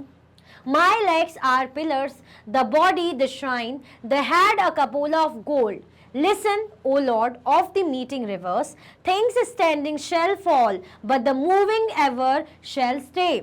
अब ये सीधे सीधे मंदिर, ये मूर्ति, रीति रिवाजों के भेदभाव के खिलाफ थे ये लोग। ये इसमें क्या बताना चाह रहे हैं? कह रहे कि जो रिच है, जो अमीर इंसान है, वो तो मंदिर बना देगा, मंदिर बनाएगा, पिलर बनाएगा, मूर्ति बिठाएगा, है ना, ये सब कर देगा। लेकिन जो पुअर मैन है, जो मैं हूं, मैं क्या हूं? एक आम इंसान हूं, बहुत ही गरीब इंसान, पुअर मैन। मैं क्या करूं? मैं क्या करूं आपको अपनी भक्ति दिखाने के लिए? मेरे लिए तो मतलब आपके लिए तो भाई मेरे जो पैर हैं, जो मेरा शरीर है, मेरे पैर हैं, वही मेरे पिलर्स हैं, जैसे मंदिर के पिलर्स होते हैं, ठीक है। बॉडी जो है श्राइन है, जैसे मंदिर में श्राइन होता है ना, जो प्लेस होती है, होली प्लेस होती है, पवित्र स्थान, वही है, ठीक है। The head a cupola of gold, मतलब जो गोल्ड को लगा रहता है, भाई मेरा सर वो है। Listen O lord of the meeting rivers, things standing shall fall, but the moving ever shall stay। मतलब कह रहे हैं कि जो चीज एक जगह रुकी हुई है वो तो कभी भी गिर सकती है। जो चीज स्टैंडिंग है ना, जो मंदिर की वो बात करें, जिन बिल्डिंग्स इनकी बात करें, कि जो चीज़ें खड़ी हुई जैसे पिलर वगैरह लगी हुई, जो चीज़ें हैं खड़ी हैं, ये कभी भी गिर सकती, लेकिन जो मूव करता है वो कभी नहीं गिरेगा, वो कभी भी नहीं गिरेगा। ऐसा कौन कह रहे हैं? ऐसा कह रहे हैं भाई जो बासवन्ना को एट्रीब्यूट करा गया इनके वचन। क्लियर? तो मतलब सीधी सीधी बात है, इससे समझा जाए कि दूसरा जो है, कोई रिच है वो मंदिर बना लेगा, पिलर, मंदिर में पिलर होते हैं, पवित्र स्थान होता है, मूर्ति होती है, सब चीज़ें होती है, मेरा क्या, मेरे लिए तो, आपके लिए तो भाई मेरा जो मैं कहूँ तो मेरे जो पैर है वही पिलर है, बॉडी वही श्राइन है, ठीक है। तो इस तरीके से बता रहे हैं कि जो खड़ी हुई चीज़ है, स्टैंडिंग है, वो तो एक बार गिर जाएगी, लेकिन जो मूव कर रही है वो कभी नहीं गिरेगी। क्लियर? आया समझ में? कोई कंफ्यूजन, दिक्कत तो नहीं है? सब बढ़िया ना? चल, भक्ति मूवमेंट इन द डेक्कन। अब हम भक्ति मूवमेंट देखेंगे डेक्कन का, महाराष्ट्र साइड का, ठीक है।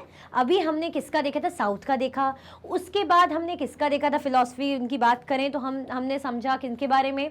रामानुजा की फिलॉसफी देखी, शंकरा की फिलॉसफी देखी, फिर हमने वीरशैव मूवमेंट देखा बासवन्ना का, जो बड़ा ही इंपॉर्टेंट था। वो क्या कहते हैं? मूर्ति पूजा इन सबको मना करते हैं, रिचुअल्स को मना करते हैं, इसके अगेंस्ट है, भेदभाव के अगेंस्ट है। नाउ अब डेक्कन का देखें। From the 13th to the 17th centuries, Maharashtra saw a great number of Sant poet whose songs in simple Marathi continue to inspire us. 13th से 17th century की बात की जाए, Maharashtra saw a great number of Sant poet whose songs in simple Marathi continue to inspire us. है ना, जो इनके songs थे मराठी के, शुरू से ही काफ़ी, मतलब स्टार्टिंग से ही क्या करते रहे भाई, कंटिन्यूसली इंस्पायर करते रहे, लोगों को पसंद आते रहे, मोटिवेट करते रहे। महाराष्ट्र की बात हो रही है, महाराष्ट्र में संत पोएट की बात हो रही, तो मराठी में ही होगा। The most important among them were Dhanyeshwar, ठीक है, ज्ञानेश्वर जिसे कह रहे, Namdev, Eknath, Tukaram, as well as women, अगर वुमेन भी थी इसमें, शकुबाई और the family of Chokhamela, who belong to the untouchable Mahar caste. अब इनमें जो इंपॉर्टेंट लोग थे, अब हम बात कर रहे हैं जब वहाँ के भक्ति की मूवमेंट की, तो देखेंगे ना कि उनमें खास लोग कौन थे जिनके कारण आज हम ये भक्ति मूवमेंट को पढ़ रहे हैं महाराष्ट्र में। तो कौन कौन थे? Dhanyeshwar, Dnyaneshwar, Namdev, Eknath, Tukaram, as well as womens भी थी इसमें, शकुबाई, शोकमेला, है ना। और ऐसे लोग, ये लोग कहाँ से थे? ये किससे बिलोंग करते थे? Untouchable, Mahar caste. ये माहर कास्ट आपको महाराष्ट्र में देखने को मिलेगी, जैसे भीमराव अंबेडकर, ये भी माहर कास्ट से थे। ये कैसी जाति होती है? अनटचेबल माना जाता है इनको, छोटी जात के माना जाता है, अछूते, ठीक है। This regional tradition of bhakti focused on the Vithala, a form of Vishnu, temple in Pandharpur, as well as on the notion of a personal God residing in the hearts of the people. देखो, ये बहुत अच्छी चीज हमने देखी कि इसमें क्या है, हम ऐसा नहीं कह रहे कि सिर्फ रिच लोग हैं, अनटचेबल्स लोग भी इंक्लूडेड है, तो ये अच्छी बात है। मतलब भेदभाव जो होता था वो बात नहीं ना, अब क्या है, एकता की बात है, इक्वालिटी की बेसिकली बात कहेंगे हम, ठीक है। यहाँ पे कह रहे हैं कि जो रीजनल ट्रेडिशन था भक्ति का, किस पे फोकस था? विठला पे। विठला कौन? विठला है, विठल कौन है? A form of Vishnu, Vishnu भगवान का रूप। विठला कौन है भाई? विष्णु भगवान का रूप है, अ फॉर्म ऑफ विष्णु। इनका जो टेम्पल है कहाँ है? पंढरपुर में। as well as on the notion of a personal God residing in the hearts of the all people. एक नोशन बना हुआ है कि जो भगवान है वो सबके दिलों में मौजूद है, भगवान जो रहते हैं सबके दिलों के अंदर ही रहते हैं, इनका ऐसा मानना था। क्लियर? आया समझ में? चलो, These sant poets rejected all forms of ritualism, outward display of piety and social differences based on birth. अब हमने देखा जब इनमें अनटचेबल्स भी हैं तो ऑब्वियसली यानी ये लोग एकता को प्रमोट कर रहे हैं, इक्वालिटी को, समानता को प्रमोट कर रहे हैं। ये जो दिखावा है, रिचुअलिज्म है, कास्ट सिस्टम है, इसको रिजेक्ट कर रहे हैं। तो ये जो संत थे ये भी ये जो रीति रिवाजों को रिजेक्ट करते थे कि जो रीति रिवाज है इनको नहीं करना। ये जो बाहरी दिखावा है किसका? भगवान की पूजा का, ये रीति रिवाजों का, है ना। और जो सोशल डिफरेंस है, जन्म के बेसिस पे आप किसी को भाई किसी के लिए डिफरेंस क्रिएट कर रहे हो, जन्म के बेसिस पे, जन्म के आधार पे आप भेदभाव कर रहे हो, तो इसको क्या करते हैं? ये रिजेक्ट करते हैं। In fact, they even rejected the idea of renunciation and preferred to live with their families, earning their livelihood like an other person while humbly serving fellow human beings in need. इनकी अपनी सोच थी। जैसे बाकी लोग कहते हैं ना मोक्ष को प्राप्त करना है, फैमिली को छोड़ो, घर को छोड़ो, है ना, दुनिया की मोह माया त्याग दो, तब आपको मोक्ष मिलेगा, है ना, मुक्ति मिलेगी। इनका अलग तरीका था, ये मुक्ति में विश्वास नहीं करते थे, ये परित्याग जो करते हैं उसमें विश्वास नहीं करते थे। They even rejected the idea of renunciation, preferred to live with their families. ये जो त्याग का आइडिया है ये इसको पसंद नहीं करते थे कि ये जो सोच है कि त्यागना है, घर परिवार छोड़ना है, नहीं, इसको नहीं। ये कहते थे कि अपने परिवार के साथ ही रहो, पैसे कमाओ, नौकरी करो, अर्निंग करो, खाओ पियो, और जो दूसरे हैं उनकी मदद करो, ठीक है। जो भाई ऐसे लोग होते हैं जिनको नीड होती है, मदद की ज़रूरत होती है, ऐसे लोगों की मदद करो, ये इनका कहना था। बाकी लोग क्या कहते हैं कि परित्याग कर दो, मोह माया छोड़ो, ज्ञान की तलाश करो तब मोक्ष मिलेगा, या भक्ति करो तब मोक्ष मिलेगा। ये कहते हैं त्याग व्याग नहीं करो, घर वालों के साथ रहो, कमाओ खाओ, और जो ज़रूरतमंद है उनकी मदद करो। A new humanist idea emerged as they insisted that bhakti lay in sharing others' pain. इनका ये मानना था कि भक्ति का मतलब क्या है, भक्ति का असली मतलब ही यही है। भगवान भी तो जब ही खुश होगा, हम बोलते हैं ना भगवान को खुश मत करो, भगवान तो सबसे खुश रहता है। क्या भगवान कभी किसी नाराज होगा? जब तक आप बहुत कुछ गलत नहीं करोगे, किसी को परेशान हो, तब भगवान नाराज होगा। लेकिन जब आप आम इंसान हो तो भगवान की पूजा करो, ठीक है, लेकिन भगवान तब और ज़्यादा खुश होगा। सिर्फ भगवान की पूजा करने की बजाय सिर्फ पूजा ही पूजा कर रहे हो, बाकी अच्छे काम कुछ नहीं कर रहे। अच्छे काम करो, लोगों को जो ज़रूरत है, लोगों के दुख है उसको कम करो, उन ज़रूरतमंदों की सहायता करो। तो इसमें ये मानते थे। A new humanist idea emerged as they insisted that bhakti lay in sharing others' pain. भक्ति किस में रहती है? भक्ति जब आप दूसरों के दर्द को बांटते हो। भक्ति किस में रहेगी? जब आप दूसरों के दर्द को बांटते हो, ठीक है, वही भक्ति है। As the famous Gujarati Sant Narsi Mehta said, they are Vaishnavas who understand the pain of others. ऐसे ही जो गुजराती संत हैं, कौन, नारसी मेहता, उनका क्या कहना है कि हम क्या है, वैष्णवास हैं, ठीक है। वैष्णवास कौन होते हैं? जो दूसरों के दर्द को समझते हैं। क्या करते हैं वैष्णवास? जो दूसरों के दुख दर्द को समझते हैं। क्लियर हुआ? आया समझ में? ठीक है। क्या देख रहे हैं हम? फिलॉसफी भक्ति के बारे में। किसकी बात कर रहे हैं हम? अभी हम डेक्कन जो महाराष्ट्र के जो संत हैं उनसे रिलेटेड करके बात कर रहे हैं कि उनका क्या मानना था। कास्ट सिस्टम, ये जो बाहरी दिखावा है, इसको मना करते थे। उनका मतलब था हर कोई एक समान है, आपको दुनिया त्यागने की, मतलब अपने घर फैमिली को छोड़ने की ज़रूरत नहीं है। आप क्या करो, अच्छे कर्म करो, आप कमाओ भी, फैमिली के साथ भी रहो, लोगों की मदद करो, लोगों के दुखों को बांटो, दुखों को समझो, यही असली भक्ति है। क्लियर? चलो।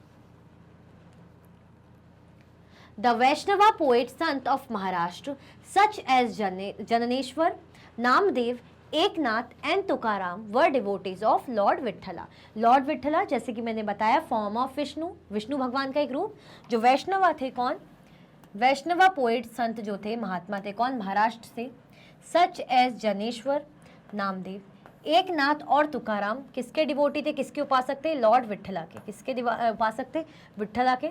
डिवोशन अराउंड टोरी Vitthala gave rise to the Warkari sect which lay emphasise on an annual pilgrimage to Pandharpur. इन्होंने किसको इमर्ज करा? कौन सा सेक्ट जो उसमें राइज हुआ था? वरकारी सेक्ट। कौन सा सेक्ट? वरकरी सेक्ट। जिनका किस पे एम्फेसाइज था? On an annual pilgrimages to Pandharpur. मतलब जो तीर्थ यात्रा होती है ना, तीर्थ यात्री वगैरह जो रहते हैं, तीर्थ यात्रा, ये सब तीर्थ स्थान वगैरह कहाँ था? पंढरपुर में। The cult of Vitthala emerge as a powerful mode of devotion and was very popular among the people. वहाँ पे क्या था? एक तीर्थ स्थान जैसा ऐसा हो गया, ठीक है। तो विष्णु भगवान, मतलब सॉरी, विष्णु भगवान के जो फॉर्म है, विठला की बात कर रहे हैं, ये बहुत, इनकी जो पूजा है या भक्ति है, डिवोशन की बात करें, ये इस समय वहाँ पे बहुत ज़्यादा पॉपुलर हुई थी लोगों के बीच में। विठला का जो डिवोशन है कि इनके प्रति अपना डिवोशन बहुत ज़्यादा यहाँ पे इमर्ज हुई थी। क्लियर? आया समझ में? चल आगे बढ़ते हैं। अब नाथपंथी, सिद्धास और योगीस, किसके बारे में देखेंगे हम? नाथपंथी के बारे में देखेंगे, सिद्ध और योगीस के बारे में देखेंगे। इस तरीके से देखो, a number of religious groups that emerged during this period criticized the ritual and other aspect of conventional religion and the social order using simple logical arguments. अब बहुत से a number of religious groups, बहुत से religious group यहाँ देखते को मिले, emerge हुए थे ड्यूरिंग दिस पीरियड। इस टाइम पे बहुत से रिलीजियस ग्रुप इमर्ज हुए थे, देखने को मिले थे। उन्होंने क्रिटिसाइज किया था रिचुअल्स को।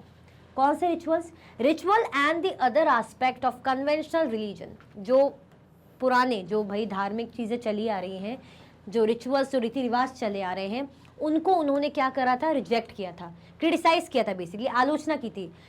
And the social order using simple logical arguments, और जो भी सोशल ऑर्डर है, सोशल ऑर्डर मतलब जो कास्ट सिस्टम है, जाति पाति के तरीके से जो भेदभाव है, इनको क्या करा था इन्होंने? इनको क्रिटिसाइज किया था, इनकी आलोचना की थी। और कैसे की थी? लॉजिकल आर्ग्यूमेंट करके, लॉजिकल बातें कह के। जैसे अगर मेरे से कोई कहेगा अरे हम तो ऐसे करते हैं, ये रीति रिवाज है, पता है हम ऐसा पूजा करते हैं, ये मंत्र खाते हैं, ये फूल चढ़ाएंगे, ये टीका लगाएंगे, ऐसा करेंगे, तो मैं अगर बोलूंगी कि अच्छा ऐसा आप करते हो, तो किसने कहा? इसका इससे होता क्या है? अब आप बोलोगे पता नहीं, हम तो करते हैं, ऐसा करते हैं, तो मैं बोलूँगी नहीं ठीक है, करते आयो, करो, कोई बात नहीं, लेकिन इससे होगा क्या?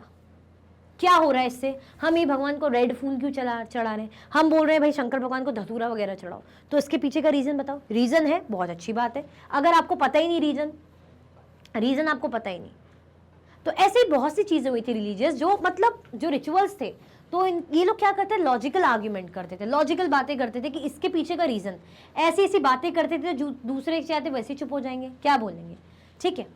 Among them were the Nathpanthi, Siddhacharas and yogis. उनमें से कौन कौन थे? नाथपंथीज थे, सिद्धचरस थे और योगीज इंक्लूडेड थे। They advocated renunciation of the world. इन्होंने भाई जो है दुनिया को परित्याग की बातें इन्होंने भी की थी, पर तरीका क्या था? To them, the path to salvation lay in meditation on the formless ultimate reality and the realization of oneness with it. इनका जो था, इनका मोक्ष का ये भी मानते थे कि भाई त्याग करो, परित्याग करो, मोक्ष प्राप्त करो। इनका भी मानना था कि एक जो रियलिटी को समझो और मोक्ष प्राप्त करो, इनका ऐसा कहना था, ठीक है। यहाँ पे किस चीज़ के अगेंस्ट थे ये हमने देखा, ये किसके अगेंस्ट थे? ये जो बाहरी दिखावा है, ये जो रिचुअल्स हैं, ये जो सोशल ऑर्डर है, कास्ट सिस्टम जिसकी हम बात करें, तो इसको क्या करते थे? नकारते थे। क्लियर हुआ? आया समझ में? आगे बढ़ते हैं। ये भी जो है रिनंसिएशन में मानते थे। इनके लिए साल्वेशन, मोक्ष प्राप्ति का तरीका क्या था ये अभी हम देखेंगे, लेकिन ये अल्टीमेट रियलिटी की बात करते थे कि अल्टीमेट दुनिया के असली सत्य को समझो। To achieve this, they advocated intense training of the mind and body through practices like yogasanas, breathing exercises and meditation. ये अचीव करने के लिए इनका क्या मानना था? They advocated intense training of the mind and body. ये क्या करते थे कि आपको क्या करना है? अगर साल्वेशन, मोक्ष प्राप्त करना है, रियलिटी को समझना है, चीज़ों को समझना है, तो कैसे करोगे? आप अपने इंटेंस ट्रेनिंग करो। कैसे? माइंड और बॉडी के थ्रू। माइंड और बॉडी से इंटेंस ट्रेनिंग करो। कैसे करोगे? आप योगासन्स करोगे, ब्रीदिंग एक्सरसाइज करोगे और मेडिटेशन करोगे। हम बोलते हैं ना कि मेडिटेशन, ध्यान करना, यानी आपका दिमाग शांत रहेगा। जो 10 जगह आपका दिमाग चलता है, आप टेंशन लेते हो, तो थोड़ा शांत रहेगा। These groups became particularly popular among low caste. ये जो ग्रुप है कहाँ पॉपुलर हुआ है? लो कास्ट के बीच में बहुत ज़्यादा पॉपुलर होता है, और होगा भी, क्योंकि जो नाथपंथी ये लोग जो थे क्या बोलते थे कि जो सोशल ऑर्डर है इसको पसंद नहीं करते थे, इसको क्रिटिसाइज करते थे और लॉजिकल बातें भी कहते थे, लॉजिकल बातें भी तर्क वितर्क करते थे, तो लोग जवाब ही नहीं दे पाते थे, इनका जवाब ही नहीं दे पाते होंगे ना। तो जो दूसरे जो लो कास्ट के लोग हैं उनको भाई अपनापन सा लगता होगा कि ठीक है, कोई तो है जो हमारे लिए बोल रहा है, कोई तो है जो हमारे सहारा है ना, क्योंकि हमें तो भाई सोशल ऑर्डर जो ये जो बनाया हुआ है इसके कारण हमें कोई पूछता ही नहीं है, हमारा कोई मतलब बोल सकते कोई इंपॉर्टेंस ही नहीं है सोसाइटी में, ऐसा लगता है, क्योंकि हम लो क्लास के। तो इसलिए लो क्लास के लोगों के बीच में ये जो थे बहुत पॉपुलर हुए थे कि मेडिटेशन कीजिए, इस तरीके से मोक्ष प्राप्त कीजिए, बॉडी एक्सरसाइज कीजिए। Their criticisms of conventional religion created the ground for devotional religion to become a popular force in northern India. इनका जो पुराना जो तरीका था, जो धर्म कर्म करने का जो पुराना तरीका था, धर्म जो बने हुए हैं, जो ये लोग रीति रिवाज मानते हैं, इनके जो पुराने तरीके थे, ये जो इतना ज़्यादा एक्सेसिव रिचुअलिज्म, इसको ये क्या करते थे? रिजेक्ट करते थे, नकारते थे। अब इसी कारण जो बाकी लोग हैं नॉर्थ इंडिया में इतना फेमस हुआ था, क्योंकि बाकी लोगों को इनका ये तरीका अच्छा लगता था, ठीक है। इसी कारण जो ground for devotional religion to become a popular force in northern India, मतलब जो कन्वेंशनल रिलीजन की बात करें तो डिवोशनल रिलीजन मतलब जो हम कह रहे हैं कि बस पूजा कर रहे हैं, समझ में ही नहीं आ रहा, लेकिन हमें क्या करना है? भक्ति करनी, डीप इंटेंस समझना है, एक समझना है भगवान को कि हम क्या है? एक है उनसे। क्लियर? इसी तरीके से मोक्ष प्राप्त कर सकते हैं। हम मेडिटेशन करें, ध्यान लगाएं, है ना, हम जो है मेंटल एक्सरसाइज करें, ब्रीदिंग एक्सरसाइज करें, तो इसी तरीके से नॉर्थ इंडिया में काफ़ी ज़्यादा उनमें पॉपुलर हुआ था। क्लियर हुआ? आया समझ में? किसके बारे में देखा हमने? नाथपंथीज, योगी, सदचरासी। किसमें बिलीव करते थे? मेडिटेशन, योगा वगैरह में। यही तरीका सही था साल्वेशन यानी मोक्ष प्राप्ति का। आया समझ में कि नहीं आया? अच्छा ये बताओ, अभी तक लाइक किया कि नहीं किया? क्या कर दो भाई, लाइक कर दो और शेयर कर दो। अभी तक भी कोई कंजूसी अगर आप कर रहे हो तो कंजूसी मत करो, फटाफट से क्या कर दो, लाइक कर दो और शेयर कर दो। फटाफट से लाइक कर दीजिए भाई और शेयर कर दीजिए, फटाफट से लाइक कर दीजिए और शेयर कर दीजिए, जल्दी जल्दी बिना रुके। चल, अब इस्लाम एंड सूफिज्म, किसका देखेंगे हम? इस्लाम और सूफिज्म का देखेंगे। जरा देखें क्या कह रहे हैं। The Sant had much in common with the Sufis, जो संत थे उनका काफी कुछ कॉमन चीजें थी उनकी, किनकी तरह? सूफीज की तरह। so much so that it is believed that they adopted many ideas of each other।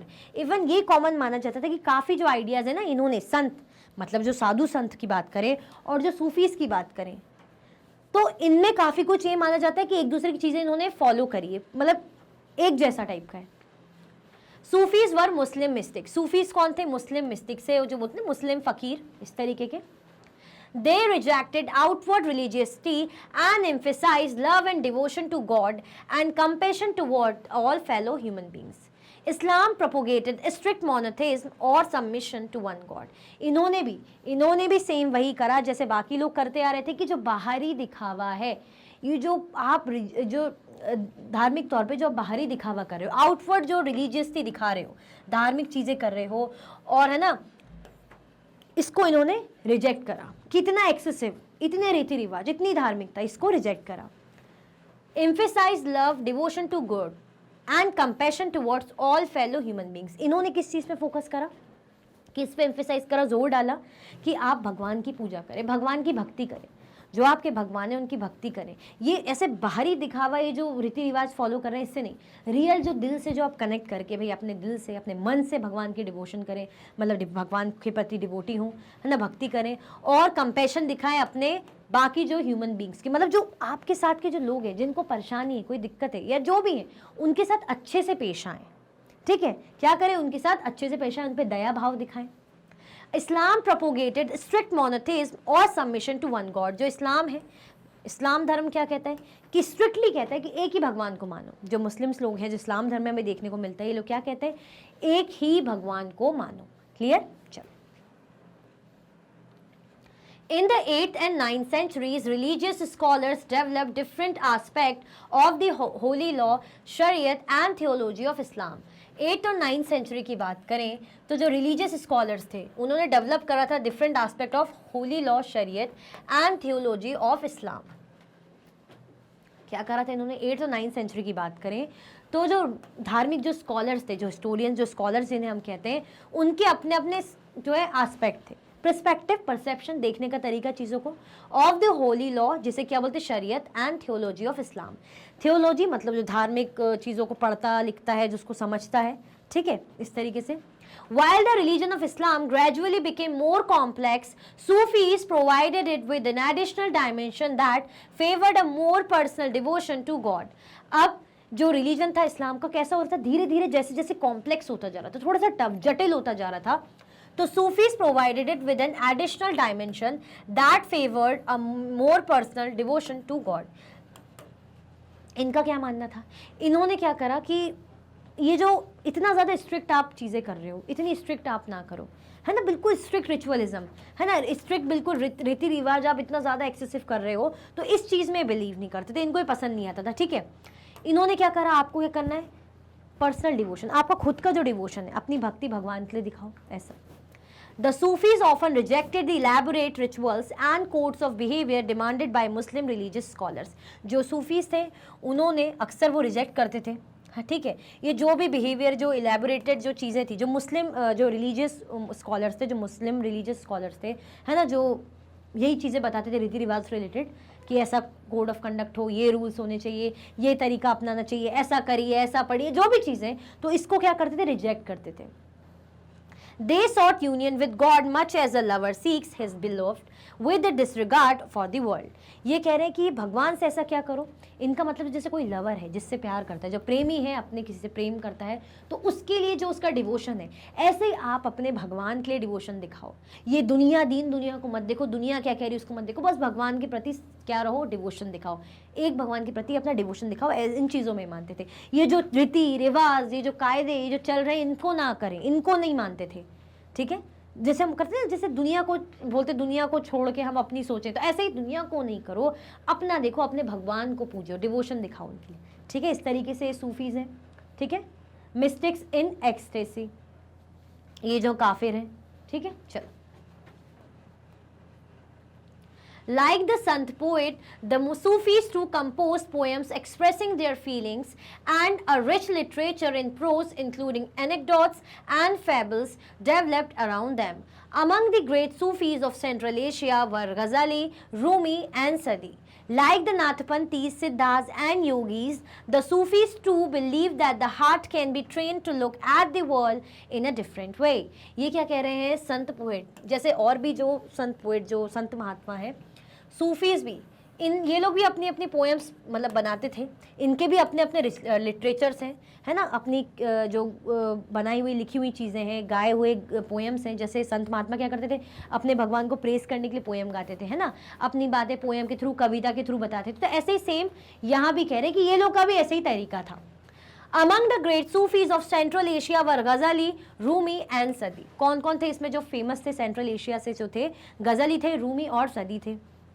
जैसे नाथपंथीस, सिद्धास और योगीस थे, तो सूफीज भी यही बिलीव करते थे कि क्या करो, अगर हम अपने दिल को, अपने हार्ट को क्या कर लें, इस तरीके से ट्रेन कर लें, अपने दिल को समझाएं, जो हम अपने अकॉर्डिंग चीज़ें समझें, तो हम दुनिया को अलग तरीके से देख सकते हैं। ऐसा नहीं कि दूसरे ने जैसा कहा वैसे ही करो, दूसरे का जो तरीका था वैसे ही अपनाओ, वैसा नहीं, हम अपने तरीके से करें, अपना बेसिकली अपने दिल को इस तरीके से मनाएं, समझाएं कि वो अपने तरीके से चीज़ों को समझे।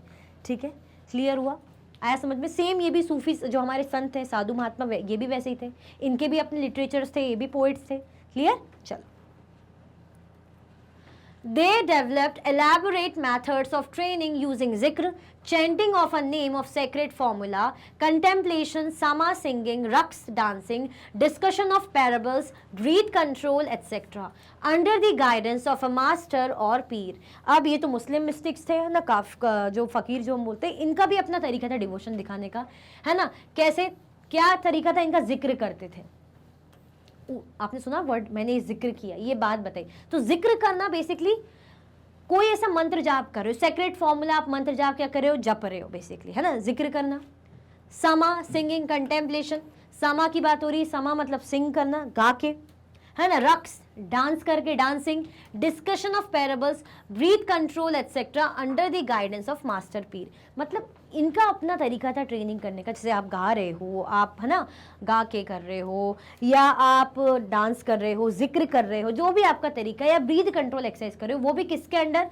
कोई आपके मास्टर या पीर रहेंगे, उनके तरीके से आप अपना डिवोशन दिखा रहे हो। Thus emerged the silsilas, a spiritual genealogy of Sufi teachers, each following a slightly different method, तरीका of instruction and ritual practice. ऐसी जो चीज़ इमर्ज हुई, जो सिलसिला बोलते हैं ना, सिलसिला चला आ रहा है, ये सिलसिला, तो ऐसे ही जो सिलसिला इमर्ज हुआ, a spiritual genealogy of Sufi teachers, जो सूफी टीचर्स अब वो आने लग गए क्योंकि उन्हीं के अंडर ये लोग चीज़ें ट्रेन करते थे। Each following a slightly different method, अपना अपना ट्रेनर है। अगर मैं टीचर हूँ तो मेरा अपना तरीका है पढ़ाने का, दूसरी टीचर है, उनका फॉर्मूला, उनका अपना तरीका होगा। तो ऐसे इनका भी अपना तरीका और अपने इंस्ट्रक्शन और इनके रीति रिवाज या रिचुअल प्रैक्टिस थी। ठीक है, अपने अपने तरीके से इनके जो मास्टर और पीर थे वो काम करते थे और इनके अंडर ये ट्रेंड होते थे। ये क्या है, इसे देखते हैं। ठीक है, चलो। In Kashmir, the Rishi order of Sufism flourished in the 15th and 16th century. Kashmir में जो ऋषि ऑर्डर है सूफिज्म का, वो क्या हुआ, इमर्ज हुआ। कब इमर्ज हुआ? फ्लोरिश हुआ, अच्छा संपन्न हुआ। कब? 15 और 16 सेंचुरी में। This order was established by Sheikh Nuruddin Wali, also known as Nand Rishi, and had a deep impact on the life of the people in Kashmir. ये किसने, कौन लेकर आया था, किसने एस्टेब्लिश करा था? शेख नुरुद्दीन वली, जिनको नंद ऋषि भी कहा जाता है। इनका इम्पैक्ट, जो इन्होंने चीज़ शुरू करी, इनका इम्पैक्ट वहाँ जो कश्मीर के लोग थे उनकी लाइफ में बहुत ज़्यादा पड़ा। A number of shrines dedicated to Rishi Sant can be found in many parts of Kashmir. Number of shrines मतलब जो होली प्लेसेस है, जो टेम्पल्स है, जो इनके नाम पे होता है ना, किसी संत को डिवोट करके कि भाई ये साधु महात्मा के नाम पे मंदिर या ये चीज़ बनी हुई है, तो ऐसे इनके नाम पे कश्मीर में बहुत सारे श्राइन्स बने हुए हैं। क्लियर हुआ? आया समझ में? तो हमने क्या देखा, अगर हम बात करें इस्लाम और सूफिज्म की, तो ये भी वैसे ही थे, संत लोगों जैसे ही थे, बाकी लोगों जैसे ही थे, ये भी पोइट थे, ये भी लिखते थे, है ना। इनका भी मानना था अपने भगवान के प्रति डिवोटेड रहो, बाहरी दिखावा ना हो, ये जो चीज़ें हैं, इतना एक्सेसिव रिचुअलिज्म ये ना हो, ठीक है। डांस, रक्स, बहुत सी चीज़ें इन लोग अपनी तरफ से करते थे। इनके मास्टर पीर इनके अंडर ही रहते थे। क्लियर? बहुत सी ट्रेनिंग चीज़ें लोग करते थे, और सारे मास्टर्स इनका अपना अपना तरीका था, है ना, अपने अपने रिचुअल्स थे। क्लियर? चलो, A large number of Sufis from Central Asia settled in Hindustan from the 11th century onwards. बहुत से जो सूफीज थे वो कहाँ से, सेंट्रल एशिया से कहाँ सेटल हो गए थे? हिंदुस्तान में, इंडिया में, from the 11th century onwards। मतलब हमें इंडिया में बहुत सारे सूफीज देखने को मिलेंगे। कब से शुरू हुआ? 11th century से, ठीक है। This process was strengthened with the establishment of the Delhi Sultanate, Chapter 3rd, when several major Sufi centers developed all over the subcontinent। ये जो प्रोसेस है, ये जो सूफीज जो इतना ज़्यादा आने लग गए थे हमारे इंडिया में, सब कॉन्टिनेंट की बात करें तो कब ज़्यादा और बढ़ गया था? मतलब इन सूफीज की एंट्री, या कह सकते हैं इनका और ज़्यादा नंबरिंग क्यों इंक्रीज हुई थी, किस टाइम पे इंक्रीज हुई थी? जब दिल्ली सल्तनत थी। चैप्टर 3rd क्यों लिखा है? क्योंकि चैप्टर 3rd में हमने दिल्ली सुल्तान के बारे में पढ़ा था ना, तुगलक के बारे में, खिलजीज के बारे में, चौहान्स के बारे में, है ना। पहले तो चौहान्स थे, मतलब राजपूत से, उसके बाद जो है सुल्तान्स वगैरह ये आए, तो उनके बारे में हमने पढ़ा था, रजिया सुल्तान, इल्तुतमिश वगैरह, ठीक है। तो इनके टाइम में जब दिल्ली सुल्तान थे, इनके टाइम में जो सूफीज थे काफ़ी ज़्यादा यहाँ देखने को मिले। द चिश्ती सिलसिला was among the most influential orders. इनके भी अपने ऑर्डर्स रहते होंगे, है ना। कौन सा सिलसिला? चिश्ती सिलसिला। ये बहुत ज़्यादा फेमस हुआ था, प्रभावशाली था। It had a long line of teachers like Khwaja Moinuddin. अब इनके टीचर्स जो हम बोले ना, जो मास्टर, जो पीर, इस तरीके से, तो इनके टीचर्स कौन कौन थे? Khwaja Moinuddin Chishti of Ajmer, Qutbuddin Bakhtiyar Kaki of Delhi, Baba Farid of Punjab, Khwaja Nizamuddin Auliya of Delhi and Bandanawaz Gisudaraz of Gulbarga. थोड़े से ऐसे नाम है। तो ये लोग क्या है? ये फेमस उस टाइम के टीचर्स में से। क्लियर? आया समझ में? ये क्या है? ये पेज है from a manuscript of Quran Deccan late 15th century। ये मनुस्क्रिप्ट है कुरान का, उसका पेज है, ठीक है, लेट 15th century का। क्लियर? ये समझ में आया? चलो, the Sufi masters held their assemblies in the khanqahs और हॉस्पिसेस। ये जो सूफी मास्टर्स थे, इनकी अपनी अपनी असेंबलीज होती थी, जिसको क्या, कहाँ पे होती थी? खानकाज और हॉस्पिसेस। हॉस्पिसेस क्या होता है, इसको देखते हैं। A house of rest for travellers, specially one kept bye religious order. ये किन के लिए हाउस है? मतलब ऐसे लोगों के लिए घर है जो ट्रैवलर हैं, जो रेस्ट करते हैं, रुकते हैं, स्पेशली भाई जो रिलीजियस, जो धार्मिक ऑर्डर से इससे आए हैं, उनके लिए स्पेशली। तो जो सूफी मास्टर्स हैं, उनकी असेंबली कहाँ होती थी? खानाखाज या हॉस्पिसेस, जहाँ पे लोग रुके रहते थे। Devotees of all descriptions including members of the royalty and nobility and ordinary people flock to these खानाखाज।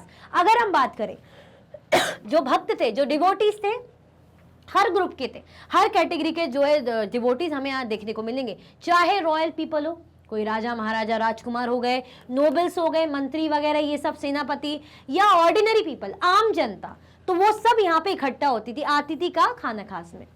They discuss spiritual matters, sought the blessing of the saint in solving their worldly problems, or simply attended the music and dance sessions। यहाँ पे होता क्या था?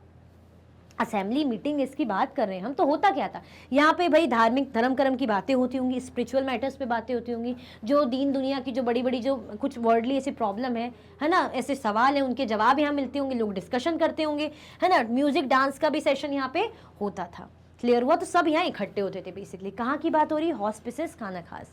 ये क्या है? ये जो डिवोटीज हैं सारे बैकग्राउंड के, जो कहाँ है, विजिट कर रहे हैं यहाँ सूफी श्राइन से, जो होली प्लेस है, पवित्र जगह यहाँ पे, है ना, यहाँ पे लोग ने विजिट किया हुआ है। आया समझ में? कोई कंफ्यूजन, दिक्कत तो नहीं? क्या देखा हमने? सूफिज्म के बारे में इतना हमने डिस्कस करा। उसके बाद हमने क्या देखा? इनके मास्टर्स हैं, है ना, उनमें से फेमस टीचर्स के हमने नाम भी देखे। अगर हम बात करें यहाँ पे कि इनके भी जो थे ऐसे हॉस्पिसेस बने हुए थे, खाने खास बने हुए थे, जहाँ पे क्या था, लोग ट्रैवलर रुकते थे, रेस्ट करते थे, स्पेशली रिलीजियस ऑर्डर्स के बेसिस पे जो आए हों, है ना, धार्मिक धर्म कर्म की चीज़ों के लिए। यहाँ पे चाहे नोबल्स हो गए, चाहे रॉयल पीपल हो गए, चाहे आम इंसान, सब इकट्ठा होते थे। दीन दुनिया की बातें होती थी, स्पिरिचुअल डिस्कशन होता था, प्रॉब्लम्स का सॉल्यूशंस होता था, ठीक है, डिस्कशन रहता था, डांस और म्यूजिक सेशन भी होता था। आया समझ में कि नहीं आया? और ये बताओ अभी तक आप लोगों ने लाइक किया कि नहीं किया? अभी तक आप लोगों ने लाइक किया कि नहीं किया? अगर नहीं किया है तो भाई अभी भी टाइम है, फटाफट से क्या कर दो, फटाफट से लाइक कर दो, जल्दी जल्दी से, बिना रुके बिना टुके जल्दी जल्दी से लाइक कर दो। चलो,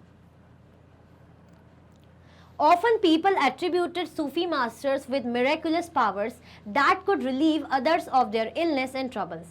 The tomb or dargah of a Sufi sant became a place of pilgrimage to which thousands of people of all faiths thronged. अब यहाँ कह रहे हैं कि जो लोग ऐसा मानते थे कि जो फ़कीर हैं, जो सूफीज़ हैं, क्या है ये बड़े पावरफुल लोग हैं। पावरफुल मतलब इनके पास कुछ शक्तियाँ हैं, कुछ अद्भुत शक्तियाँ, कुछ चमत्कारित शक्ति है इनमें, तो ऐसा मानते थे, ठीक है, कि भाई इनकी दुख तकलीफ, इनकी बीमारी ये लोग दूर कर देंगे, तो ऐसा माना जाता था, ऐसा मानते थे इनको कि कुछ लोग ऐसे हैं, ये लोग, इनके पास कुछ अलग सी शक्ति है, ताकत है, पावर है, चमत्कार ये लोग करते हैं कि हमारी दुख तकलीफों को, बीमारी को दूर कर देंगे।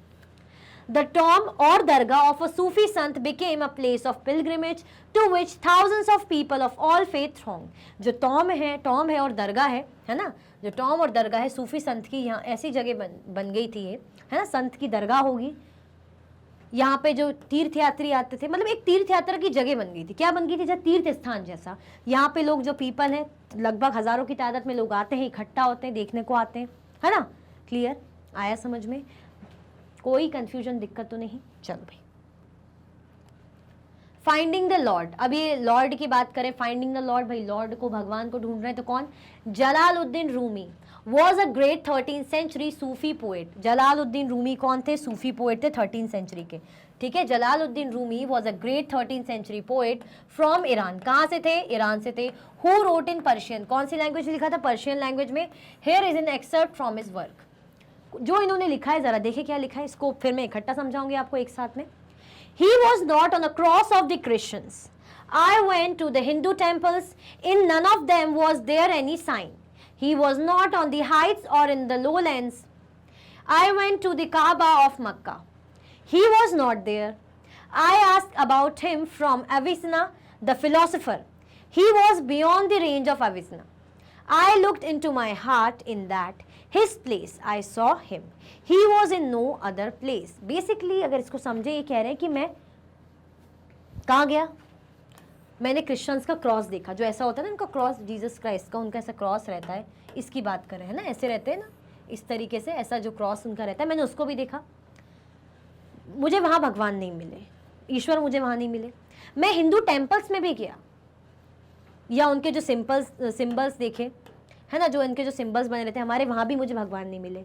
मैं मक्का भी गया, मैं काबा जो है मक्का के, वहाँ भी गया, मुझे वहाँ नहीं मिला, मुझे वहाँ भी नहीं मिले। मैं क्रिश्चियन के वहाँ भी गया, वहाँ भी नहीं मिले क्रिश्चियन के क्रॉस में। हिंदूज़ के टेम्पल्स की बात करूँ, सिंबल्स की, वहाँ भी नहीं मिले। मैं काबा गया मक्का के, मुझे वहाँ भी नहीं मिले। मैंने अविस्ना से भी पूछा, मुझे वहाँ भी नहीं मिले। फिर मैंने अपने दिल में झांका, मैंने अपने अंदर झांका, तब मुझे मिला, तब मुझे क्या वो मिले, वो मेरे अंदर ही थे, ठीक है। I looked into my heart in that his place I saw him. मेरे ही दिल में उनकी जगह, वो मेरे ही दिल में मुझे मिले। He was not in no another place. वो किसी दूसरी अदर जगह नहीं थे, वो मेरे दिल में ही थे बेसिकली।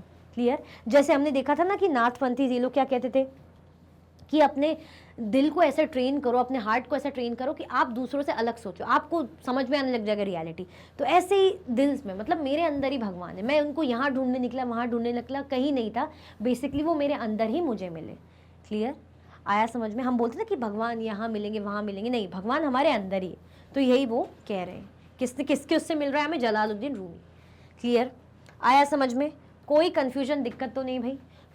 इसी के साथ जो हमारे चैप्टर का कंप्लीट रिवीजन का पार्ट फर्स्ट एंड होता है। आई होप आपको पार्ट फर्स्ट बहुत अच्छे से समझ में आया होगा। मैंने अच्छे से इलैबोरेट करके समझा है। चैप्टर थोड़ा सा जो है भक्ति वगैरह या डिवोशन फिलॉसफी के बारे में है, काफ़ी नए नए नेम्स हैं, अलग अलग नेम्स हैं, अलग अलग जगह के, तो थोड़ा सा कन्फ्यूजन हो सकता है, बट डोंट वरी, कोई दिक्कत नहीं है, कन्फ्यूजन होने ही नहीं दूंगी मैंने इतने अच्छे समझा है। और रिमेनिंग जो चैप्टर है हम पार्ट 2 में समझेंगे। तो कमेंट में मुझे ज़रूर बताइएगा, और लाइक शेयर करना तो भाई बिल्कुल नहीं भूलना, नहीं तो बड़ी दिक्कत हो जाएगी भाई, वरना मुझे बड़ी दिक्कत हो जाएगी, मुझे बड़ा बुरा लगेगा आप लोग लाइक शेयर नहीं करते हो। इसी के साथ ही वीडियो एंड होती है। अगर आप और भी वीडियो के लेक्चर्स देखना चाहते हैं तो आप मैग्नेट ब्रेन्स के यूट्यूब चैनल, एप्लीकेशन और वेबसाइट पे देख सकते हैं। ई नोट्स और ई बुक्स की लिंक आपको डिस्क्रिप्शन बॉक्स में अवेलेबल है।